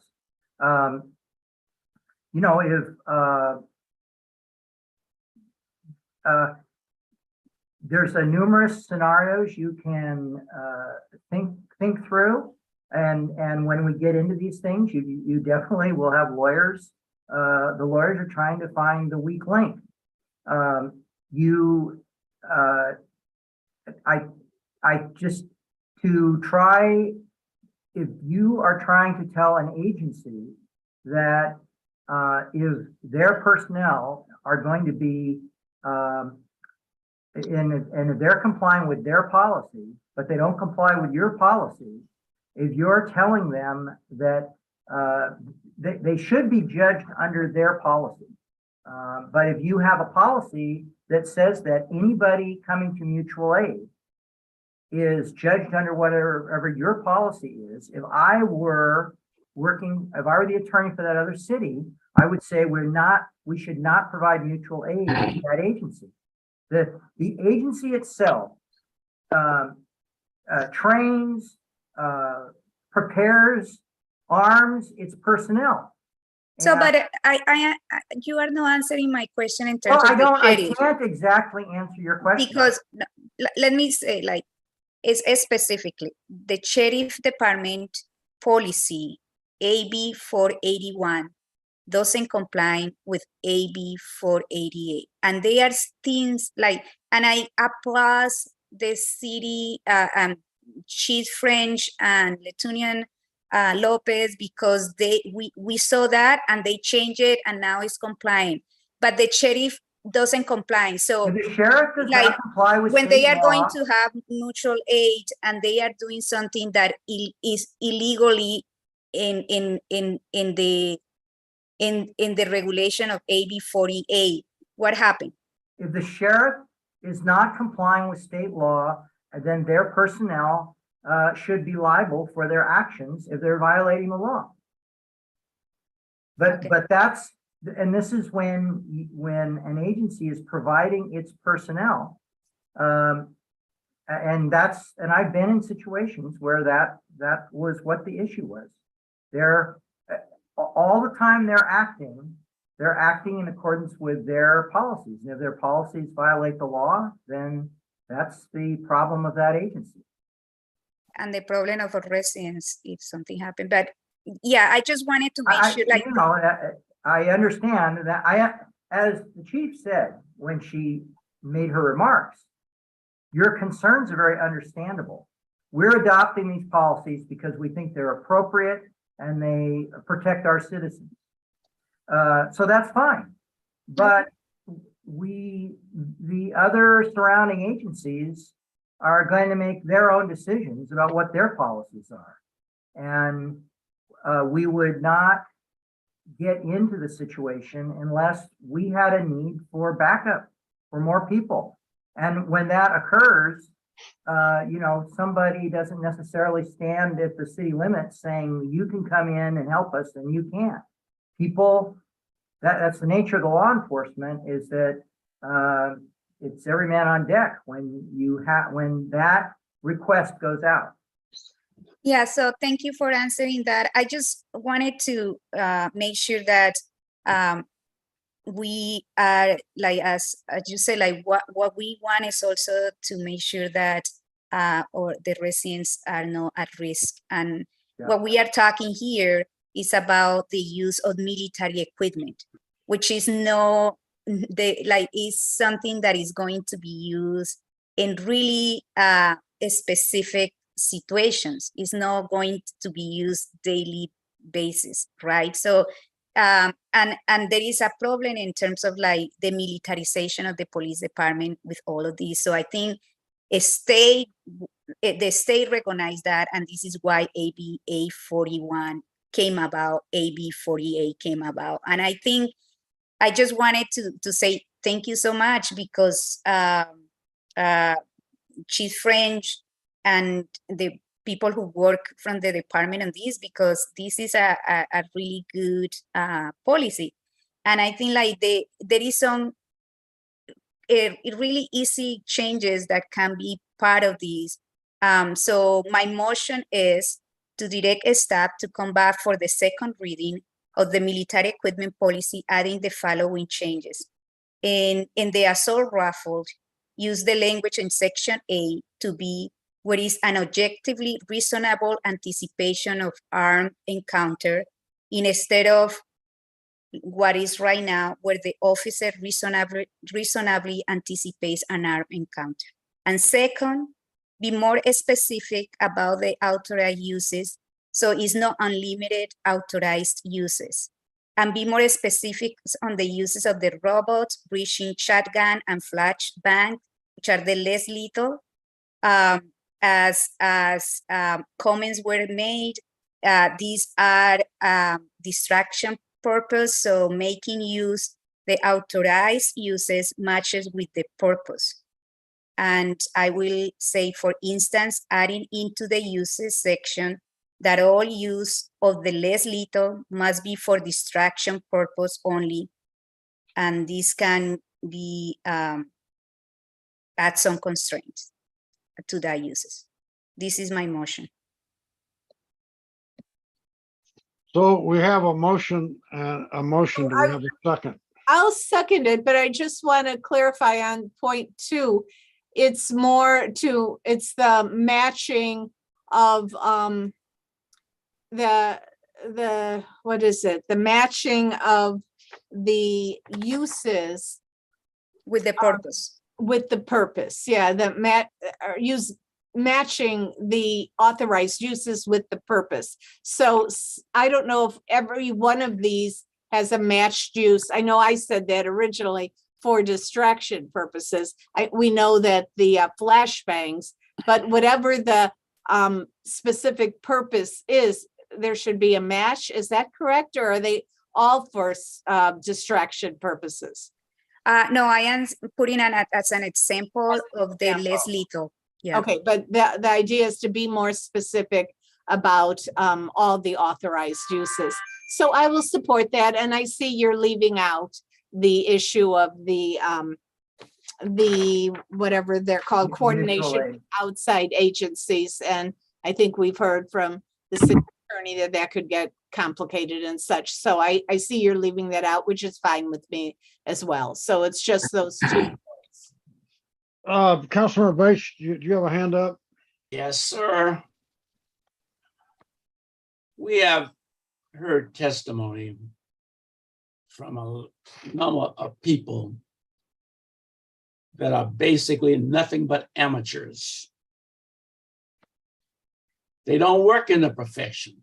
They don't even know much about the profession. You've heard the police chief articulate a position. You even heard the city attorney articulate.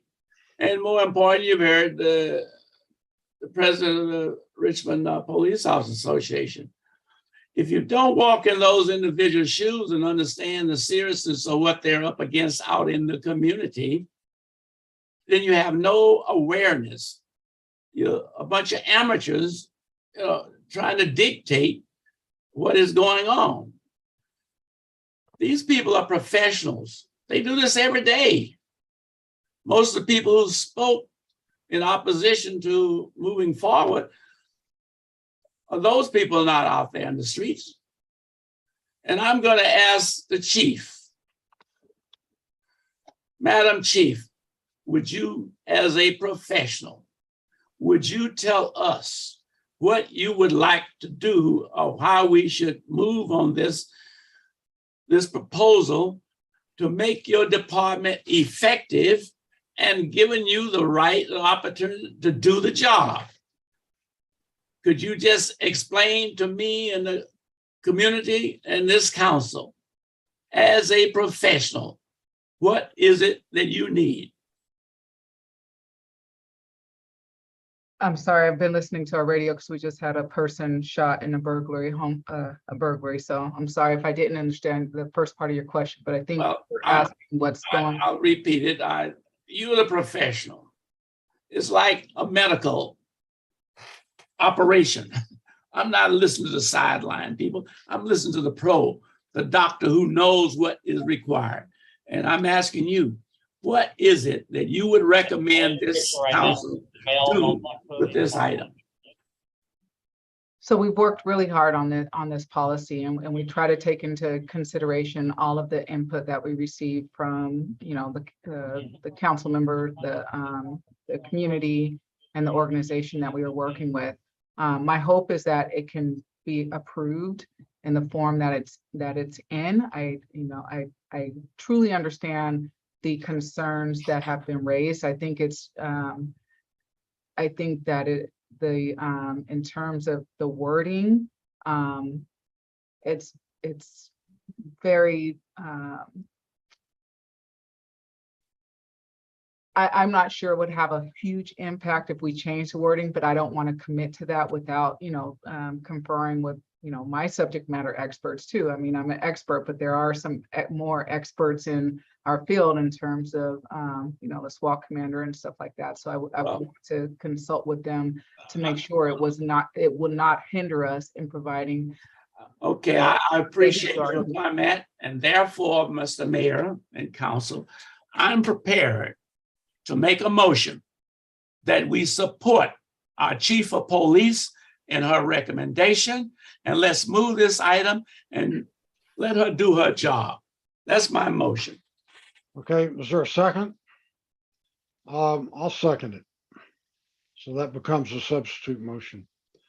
I had a couple of questions for, well, actually, I think the police chief answered one of them, and that is, what's her recommendation?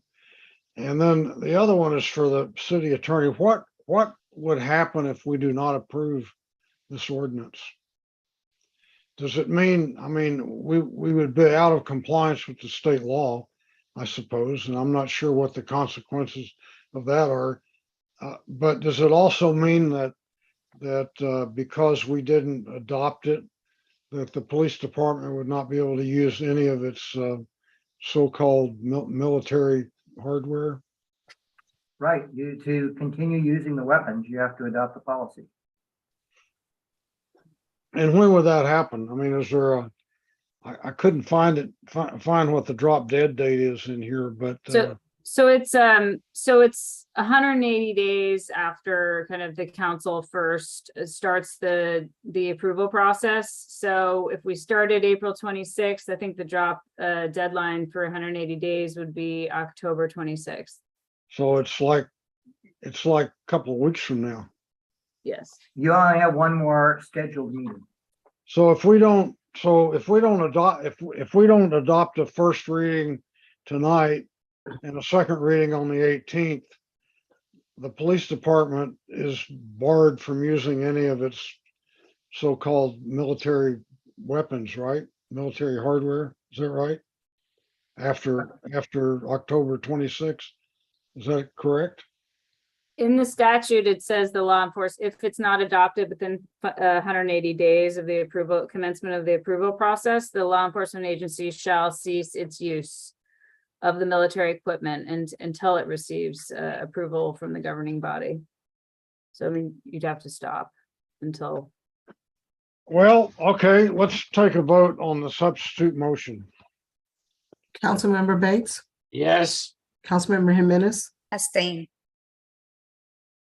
Councilmember Johnson, Abstain as well. Councilmember McLaughlin, I'll abstain also. Councilmember Willis, Abstain. Vice Mayor Martinez, Abstain. and Mayor Butt. Yes. The motion fails with Councilmember Bates and Mayor Butt voting yes, and Councilmember Jimenez, Johnson, McLaughlin, Willis, and Vice Mayor Martinez abstaining. I called for the original motion, and I also want to say that that I have the utmost respect for the Friends, the Friends Service Committee. I worked with them for decades going back when I was a young activist on social justice and peace issues. They are very well versed in this issue and on other issues, and they're working with people throughout the nation. So I move the motion. And I also wanted to say that they were the ones who, when they revised this policy, flagged the fact that the first proposed AB 481 policy that was drafted didn't comply with the AB 48. So I think like we need to have a merit, and also thank Letunian Lopez and Call for the motion, Chief Madam French Mayor. to There's a motion on the know floor. that Let's vote. to work on that. So they made the changes, and now because of what Are they you said, is complying with AB 48. you're making Thank a you. new motion, or you just? No, it's the same. No, we had the motion, but it's like Okay. you both of you, Tom and I Bates, got it. don't allow me to speak. They always are interrupting me. So talking all let's go night. for the vote. Let's call the vote, please. So before we call the vote, I just want to say that the city council majority sort of has us between a rock and a hard place. I think that if we don't vote on what I think is their ill-conceived motion, then we're not going to have the opportunity to use any of these items in 2 weeks. So it's like, we either do what they want us to do or we don't have a policy at all. And I just want to say that, I haven't said much about this tonight, but one of the more interesting pieces of reading is the Richmond Police Department's Facebook page. And, they post about every 3 days, I think, on Facebook, and they give a summary of some of the highlights of what they've done during the week. And I got to tell you, it's scary. I mean, they go through here, they talk about carjackings and taking guns away from people that have felony arrest warrants out. And, the number of guns that are on the street in Richmond is just plain scary. And they're continually being taken off the street by the police department. And I read all of these, and it's very interesting reading. What I haven't read is any summary of how our police department has misused any of this equipment, at least in the last several years. People talk like they do it all the time, or they're going to do it, or somebody's scared they're going to do it. But I really haven't seen any documented instances that that's actually happened. So I don't know what you all are so fearful about, but I guess with that, I'll call the vote, Madam Clerk. Go ahead. Councilmember Bates, No. Councilmember Jimenez, Yes. Councilmember Johnson, Yes. Councilmember McLaughlin, Yes. Councilmember Willis, Yes. Vice Mayor Martinez, Yes. and Mayor Butt. No. The motion passes with Councilmember Bates and Mayor Butt voting no.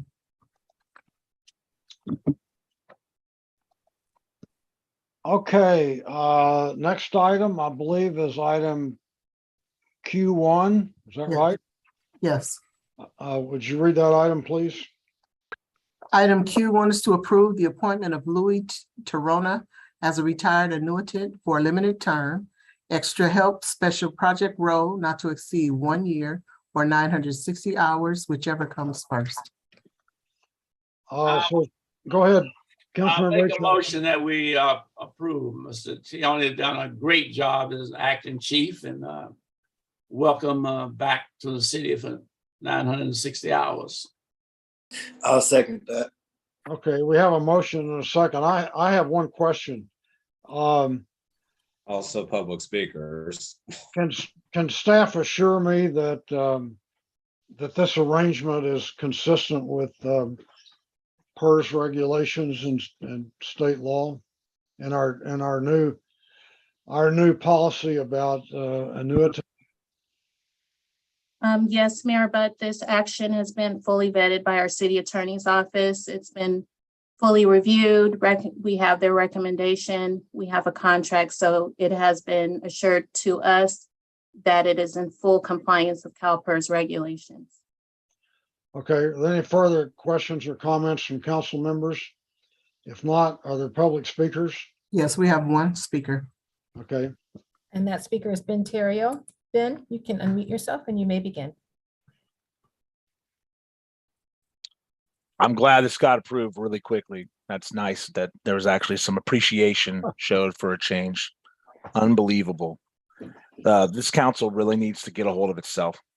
I mean, it's really outrageous that you cannot do something as simple as approve a policy. And I'm glad we can approve something like this that's also very complicated with such little debate. It's great. Have a good night. You guys are Okay, doing a great job. if there are no more public speakers, we have a motion and a second. So would you call the roll, please, Madam Clerk? Councilmember Bates, Yes. Councilmember Jimenez, Yes. Councilmember Johnson, Yes. Councilmember McLaughlin, Yes. Councilmember Willis, Yes. Vice Mayor Martinez, Yes. and Mayor Butt. Yes. The vote is unanimous. Thank you very much. Okay, the next item is item Q2. Would you call that, please? Read that, please. Yes, item Q2 is to direct city staff to immediately prepare an emergency action plan to avoid the city of Richmond from becoming a destination for homeless encampments and dumping ground. This is your item, Councilmember Bates. You want to introduce it? Yes, thank you very much, Mr. Mayor and members of the council. I trust I have a little bit more success with this one than we had with the police department. Irrespective, every community, when there is a potential disaster approaching, be it a hurricane, earthquake, I hope they can't prepare too much for an earthquake, but any other disaster, they generally prepare for it. And what we've allowed ourselves to do to be reactionaries to this homeless problem. I don't think any city, maybe Hercules and Pinole, who's a lot more successful, have prepared for the onslaught of what is current. Meaning that we saw the homeless problem evolving several years ago, when in fact, there was a group started coming into the Ryden area. Then we saw University on University Avenue in Berkeley, the shutdown of that site of homelessness, and in Emeryville, on the freeway near Ashby and that area, and parts of Berkeley, Albany, and also parts of Oakland and San Francisco.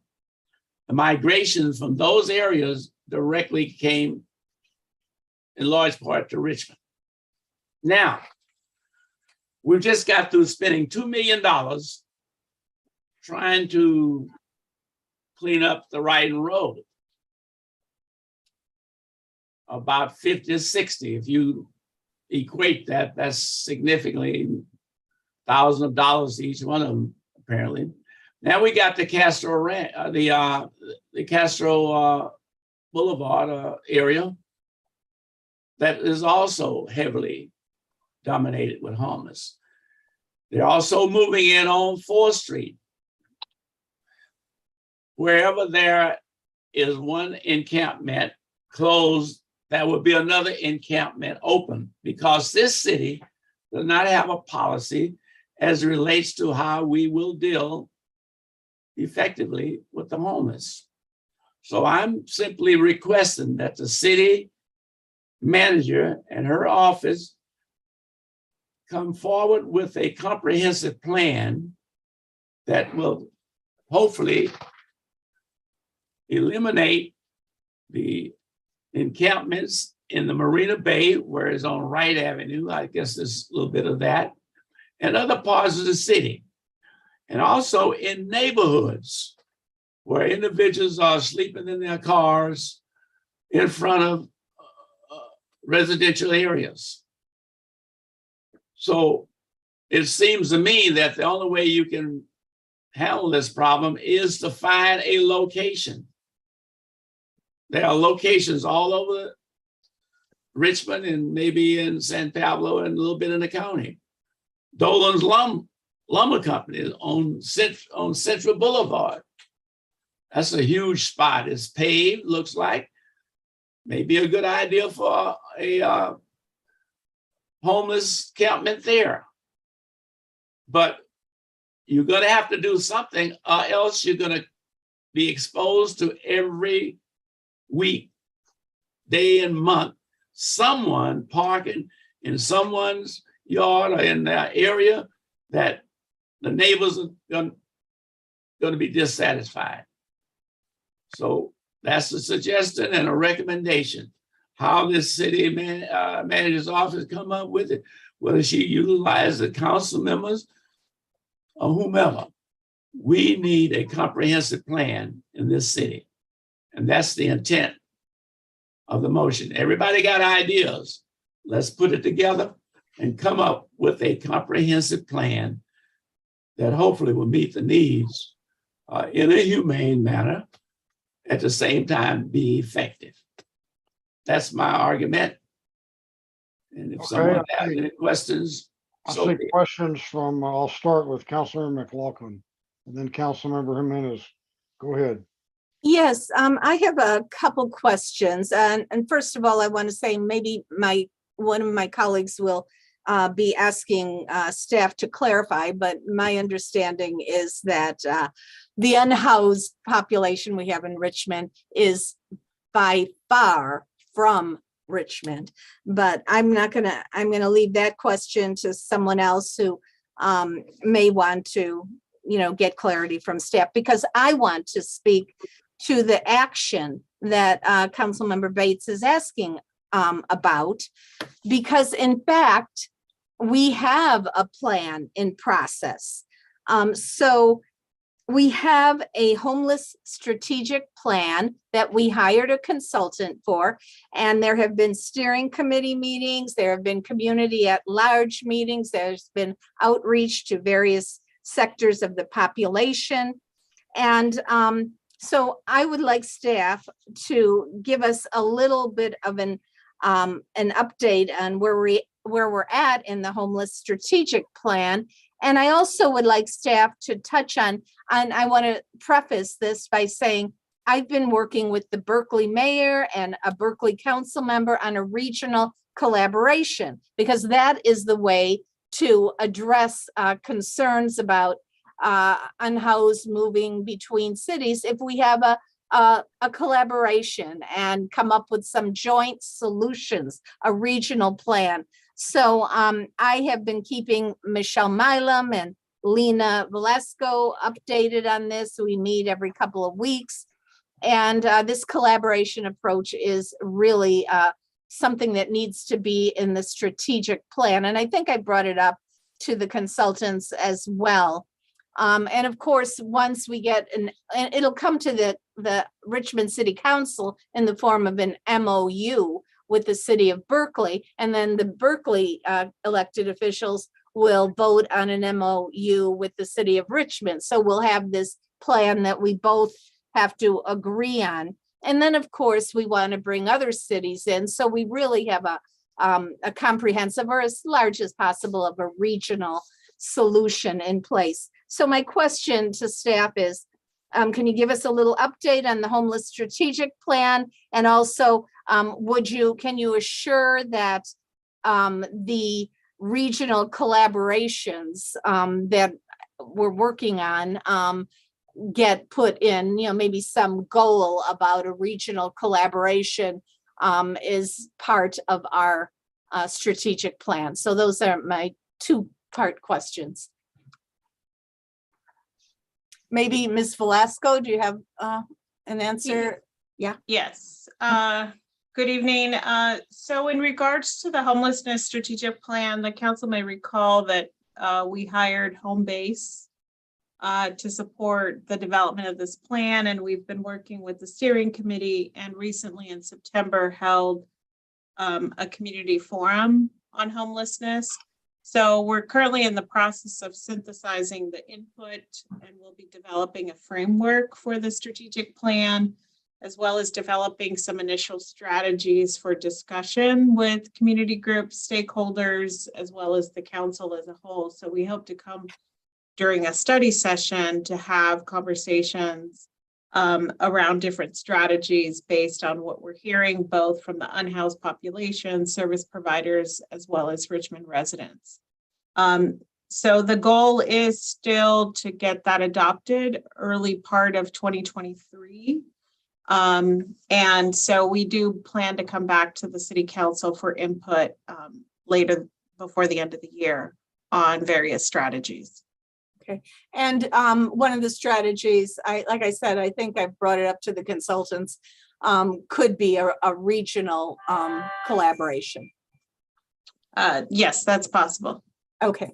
And then my final question is if Gabino is here, or else Lena, if you could answer it. I know Gabino has been working on updating or providing some information to update the community development website to include metrics on where we're at in addressing homelessness. It's something that City Manager Curl was sending around. I actually do think it came from Gabino, but you passed it around, City Manager, about the city of Bakersfield, who puts a website together with all these metrics to keep the community updated. So it's my expectation that community development staff have adequate staff and analysts that can assist with that task. Okay. And so Gabino was brought in specifically to assist in sunsetting write-in, but given the other organizational priorities at this time, moving forward, Ms. Velasco would need to identify staff on her team to support that effort, but we can certainly work with IT to improve metrics. And at some appropriate time, I do want to talk a little bit about the conversations we've been having with the county, but I'll defer to whenever the council wants to hear. Okay, and thank you to Gabino for all the work you've done, and everybody on staff who's helped with the ride-in sunset. And there will be follow-up, so I appreciate that as well. And I actually will have a motion that I want to make, but I'm not quite ready to do that yet. Another thing that I want to just mention is whenever we talk about moving people off of certain sites, we need to follow the law, which means we need to offer shelter to those without any, rather than just sweeping an area. So that was done so well with write-in. I want to just reiterate that. And I'll make my motion, but I see there is another hand up, so I'll stop for now. Okay, Councilmember Jimenez, go ahead. Yeah, thank you. I just wanted to ask staff, because it has been people have been creating this narrative without that much data about unhoused community to be outside Richmond. So I just wanted to ask you, can you tell us how many unhoused people, for instance, from Riding Road, were from Richmond initially? And then if you have more data, the data that is collected by CORE, how many people who are unhoused in this moment has lost housing in Richmond? How do you So, two questions. How would you define being from Richmond, Councilmember Jimenez? I think if they had lost house, like they were living here and they got without housing. Okay, thank you. So based on the core data, out of the 874 in the county, 582 respondents, which is about 66.5%, lost their housing in Richmond. Based on the assessment that our providers at Ride-In completed, that it was 77.8% of the people at Ride-In lost their housing in Richmond. So those are the two data points that I have in response to your question. Mm-hmm. Thank you. So it means that they are resident, they have been resident in Richmond, the majority of the people, and yeah, there is still another portion that is not from Richmond, but because this is a regional issue, they come here, or if or goes, or people from here goes to somewhere, some other parts. And I just want to make sure that we don't dehumanize, and because people are coming from other parts, they don't deserve services, or that we are not doing what, or we are not going to do what we need to do in order to resolve the problems of unhoused residents.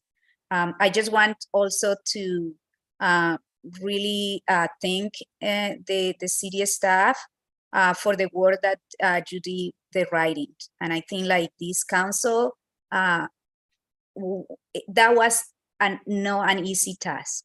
And we recognize that because the services that the county has are not enough. And this is why we put an additional $200,000 to make sure that that money went to the people who were doing the transitional plan. And that was part of the success of all the great work that you did. So I just wanted to say thank you. It hasn't been easy. Unhoused residents and homeless issues is not easy. We don't have a full housing department in the city, and we need to really work collaboratively with the county, who has their own departments, to continue to do that, and then to approve projects that are telling us that they want to do more affordable housing in the city, particularly in the downtown area, so we can have more affordability for Richmond residents. Mr. Mayor, can I conclude? And So I have the floor, so stop interrupting me. Can you have a respect for You have a me minute and a talking? half Thank left, you. And I am Councilwoman. just going to finish, but please don't interrupt me. So I just wanted to say thank you, and thank you for the data, because the idea, this narrative that everybody, like the majority of people, is just from outside, is not true, and we need to address that. This is why we put the measure and support the measure on rent control, and we are supporting other things to make sure that people who are in the house stay in their house, because as you say, Lina, there is many people who were housed in Richmond and lost their house and ended up in the streets in Richmond. Thank you. Mr. Mayor, may I conclude? And Yeah, well, I was hoping you'd make a motion, Councilmember Bates. well, I just want to point out, I'm advised that there's obviously homeless continue to be located at Castro Avenue, on Spring Street, near the church there, Hoffman Boulevard, Wright Avenue, 4th Street, and I think 1st Street, as well as a small group near 23rd and the freeway off-ramp. I would appreciate if staff would at least give us a report on these various encampments, how many they represent, and what are your plans in the future. Now, my motion had to do with the staff coming back with a comprehensive plan of how this city will address this homeless situation as soon as possible. That's my motion. Okay, is there a second? So for discussion, I'll second it. And I'll just say, I share Councilmember Bates' frustration. I think that, it's been at least 3 years, maybe 4 years ago, we established a homeless task force. And I think some of the idea was that somehow this homeless task force would come up with a plan. But as far as I know, they haven't done anything. And Lena, how long ago was it that we entered into a contract for the homeless strategic plan? I think it was around April, May of this year. Yeah, so it's been several months, and I think I heard you guys say you weren't expecting to see any work product until 2023, when I'm long gone. It just takes too long to do things around here. This is a problem that is manifesting itself every day, and we're acting like it's something like a general plan 2050, like someday we'll have a plan, someday we'll figure out how to deal with this. I will give staff credit. They've shown that they can effectively terminate a homeless encampment with what they did at Ryden Road. And I know there's some of the people who were there are saying they're not happy with where they ended up and so on and so forth, but it was a Herculean effort. But city staff did terminate Ryden Road. They did send everybody to some kind of a shelter or a home somewhere, and they cleaned it up, and it can be done. And maybe what we learned from that becomes our plan. But I share Councilor Bates' frustration that we talk and talk and talk. This city council, I tell you what, if there was a Nobel Prize for talking, this city council would win it every single time. That's what we do. That's what we do best. Mr. Mayor, So when we, you're through, so we have a motion and I have a substitute motion. okay, all right, we have a substitute motion. I will make that motion because we have a motion on the floor, so I have to make the substitute motion. Exactly. I'm But asking we you also to- have, speakers perhaps. But let me put my substitute motion on the floor. I move first of all, I do want to say that staff I already said this, staff did a great job, but it wasn't staff's idea to give them more resources. Staff did not make that recommendation, or did, we, the council, put that policy of getting them the resources so that staff had the resources to work on the sunset. So I just want to congratulate my colleagues for having the forethought to come up with that 250,000. Actually, I made the motion. I worked on this whole thing for a long time. I'm glad I made the motion. I'm glad staff followed through. It was as successful as possible, and I think staff worked really hard. What's your motion? They should get a lot of credit as well. What's your motion? I move we direct staff, one, to include in the homeless strategic plan that we will work to create regional collaborations. Two, to follow the law in terms of offering shelter to those without any, rather than just sweep an area. And three, to update the city website with metrics on all the current accomplishments and plans underway to address the needs of our unhoused community members. Is there a second? I second that. I'm Okay. sorry, but what's the difference between what McLaughlin is asking and what Bates is asking? It's Like, completely that different. sounds like a plan that him and Tom were just talking about. No, I think what he's trying to say is create, as his motion, as his agenda item states, to create an emergency action plan. I'm saying we need to keep working on our strategic plan that's already underway. The idea of, Okay, you're saying that you think, and that's not what I heard. well, that is what the fact. He's wanting Okay, yet another. Okay, well, let's, it sounds like Council Member Bates' motion was to direct staff to come up with a plan, and Yeah. McLaughlin's motion was a plan. Is a So plan let's already let's that call we're for working public speakers. Mayor, but may I? Go ahead.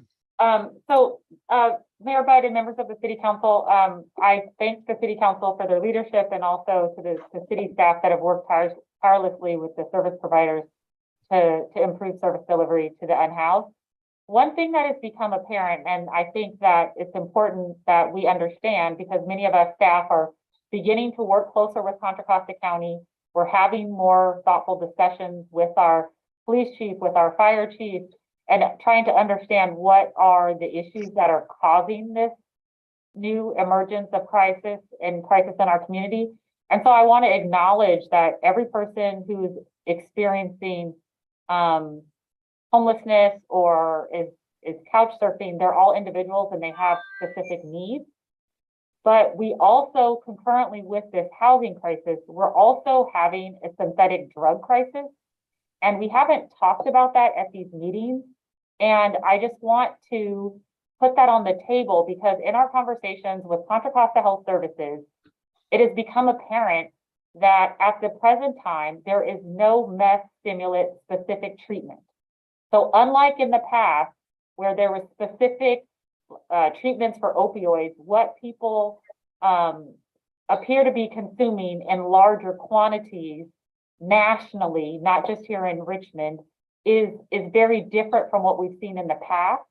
And so staff is trying to be very thoughtful in how we make recommendations to the city council. But I respectfully suggest that we all have to understand that we are having a very different experience our community now versus during the crack epidemic, and the types and volume of unregulated drugs that people are using is having a significant impact on our community.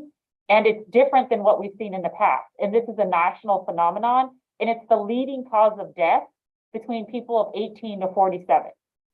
And so I just want to make sure that we understand that, yes, we're having a housing crisis, but it's coupled with this increase in national deaths of people between 18 and 47. And so we really do have to work with the service providers. We have to work with Contra Costa County to try to provide options and to be responsive. So I just wanted to share that because I feel like it's something we haven't talked about. And we as staff are struggling with this issue and how to talk about it in a way that is thoughtful for our community. Okay, I'm gonna call the public speakers and then we can come back and talk some more. So, Madam Clerk, I assume you have public speakers. Yes, we have two. The public speakers are Mark Wassberg and Deborah. Mark, please unmute yourself and you may begin. Yeah, you hear me? Yes. It's you people that's causing the problems because you people are supporting this stuff. I said you gave these people $1,500 on Riders Road, and McLaughlin says their vehicles don't run. Yeah, as soon as you gave them money, they end up putting gas in their vehicles and taking off. It's you people that's supporting these homeless encampments. It's you people who want these people to be homeless. That's what you people are doing. You're using our taxpayers' money to pay a bunch of lowlives who don't want to go out and work. That's what you're doing. You're making Richmond a welfare city. That's what the RPA is doing. This is a bunch of crap, man. That's what you're doing. You're wasting our taxpayers' money on a bunch of garbage. You're telling the police not enforce the law. Now you're saying that you have a law that you can't sweep the homeless encampments. You have to give them a place first. You find me the law, McLaughlin. You find me the law where you can't sweep a homeless encampment and you have to find them a place first. You're all just talking out of your ass. You're all just a bunch of liberal idiots who wants to make Richmond a welfare city. That's what you're doing, and you're using thousands and millions of our taxpayers' money to feed a bunch of lowlives. And I got one more comment. No queers on the city council, you hear me? I don't want no homosexuals on the city council. We had enough crap in this city. You're gonna rape our children, have no ID. You're gonna rape us and tell Johnny he has a vagina and Mary Jane has a penis. This is what these homosexuals are gonna do if they get on the city council. They're gonna rape your children from their Okay, that's ID. enough. That's right, butthead. No campaigning. Cut him off, Madam Clerk. Next speaker is Deborah. Deborah, you may begin. Thank you, Mayor, but I cannot tell you how hard it is for me to follow that assault on my ears and my heart. So I really thank you for stopping that. God. So the thing I want to say is this. Expecting the city council or any other local agency to come up with a solution for homelessness is like expecting them to come up with a solution for poverty. It is not possible. This is a multifaceted problem that is beyond the ability of our city to deal with alone. I want to applaud Council Member McLaughlin for talking about a regional approach, because that's the only way that we can begin to come up with some solutions to address this problem. And even then, the best we can do is alleviate the horrible conditions that our homeless people are living in. Because the reality is that we do not have enough affordable housing to meet the need of people who are desperately in need of it. And because of NIMBYism, we can't even find safe places for them to go. So that's like true. And the thing I want to say to City Manager Sasha Curl is that separate from my work on the task force, my area of expertise is drug policy. I'm a harm reductionist. I would love to work with you to develop some programs that we can begin to address the drug problem that our city is experiencing, which is not just a city problem, it's a national problem. And the truth is that we have not decided as a country that we're actually going to provide the kinds of needed services for our most marginalized, put upon, disaffected communities. But Richmond has actually been a city who's shown a willingness to at least try. I applaud you for doing that. Thank you. I love Richmond. Thank you. And that was our last speaker. That was our last speaker? Yes. Okay, so we have a substitute motion on the floor. Could I ask a question, Mr. Mayor, before I vote? Okay, well, let's get on with it. We got 12 minutes for our. I wanted to inquire, is it an accurate statement that we spent $2 million to relocate 50 homeless?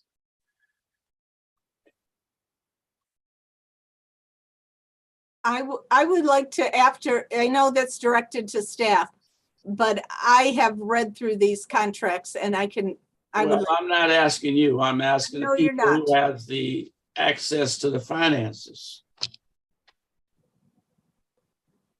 Madam City Manager? Well, I was looking through the contracts and the that were signed with the previous city manager, and it does look like what was authorized was for there to be safe parking sites at Ryden and Castro. That was the terminology that's used in the staff report. I wasn't privy to that prior to reading the staff reports, that those areas were actually designated by the city as safe parking spaces.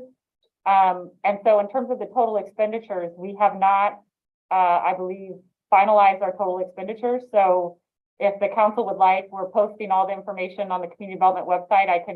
We can probably give you better numbers towards the end of next week. Well, would you also identify was this $2 million general fund money, or was it grants? There were, I think, a couple of different funding streams. Lena, do you want to speak to that? Well, for the HCEB contract related to Ryden Road, there was a grant from the county. It was a HEAP grant for $260,000. $300,000 was affordable housing in lieu fee. I believe $200,000 was from the general fund and $50,000 was from ARPA funds. Around there. So, but there were additional funds coming from for the reimagining work, but that was more related to general unhoused services. Thank you. I'll just wait for you to provide a report. Last question. Would someone ascertain from the city of Hercules and the city of Pinole, how is it that they are in a position of not having a homeless encampment in their city compared to what are they doing in their city that we're not doing in our city that create this kind of problem in Richmond? That's all I ask. Maybe you can emulate what they're doing. I don't know. So thank you, Mr. Mayor. Okay, I'd like to call for the vote on this and see if we can make our time. Mr. Mayor, I do know that both Vice Mayor Martinez and Councilmember Willis have had their hands up without a chance to speak. Would you be willing to let them speak? Well, the mayor has the prerogative of calling a vote unless he's overruled. So I'm going to call the vote, try to get us out of here about 11. So go ahead, Madam Clerk. I'm not sure who made the second. I think it was Claudia. Claudia? Okay. All right. Councilmember Bates? Councilmember Bates? No. Councilmember Jimenez? Yes. Councilmember Johnson? I abstain. Councilmember McLaughlin? Yes. Councilmember Willis? Homeless people are people too. Yes. Vice Mayor Martinez? Yes. And Mayor Butt? No. The motion passes with Councilmembers Bates voting no, Councilmember Johnson abstaining, and Mayor Butt voting no. Okay, that brings us to our last item, reports of officers, referrals to staff, and AB 1234 reports. Does anybody have anything to report? I'd like to ask the meeting to be adjourned in memory of Mrs. Delphi Batty. Okay. Long time Richmond resident. Any other reports? Okay, I'd like to report that with a little luck, Councilmember Johnson and I will be on a plane to Japan tomorrow morning. Congratulations. Have a safe trip. We're going to represent the city in the city of Shimada at an annual festival, actually a festival they hold once every 3 years. Are there any more reports? I just want to thank, since Vice Mayor Martinez didn't have a chance to talk, and Councilmember Willis, I just want to thank them both, along with everyone who played a role. I know Vice Mayor Martinez played a role in the Ride and Sunset, so I want to acknowledge that. Our whole approach was to approach it in a compassionate way. I appreciate everybody doing that. And let's make that an example for future work with the unhoused. Okay. Gail, you a gangster. I love it. What's that? I don't. Gail will say her piece. She don't care what nobody else says. I believe in speaking the truth as I see it, and Councilmember Johnson, I think you do too most of the time. And this time we didn't meet minds completely, but maybe in the future. It gets gangster on the Richmond City Council. I don't think see an action. And that's up to collaborating. Hats off to collaborating. Absolutely. Going once, going twice. SOS. And Thank you. Thank you. We are adjourned. So now everybody made credits for the good work. Thank you. Good night. Good night.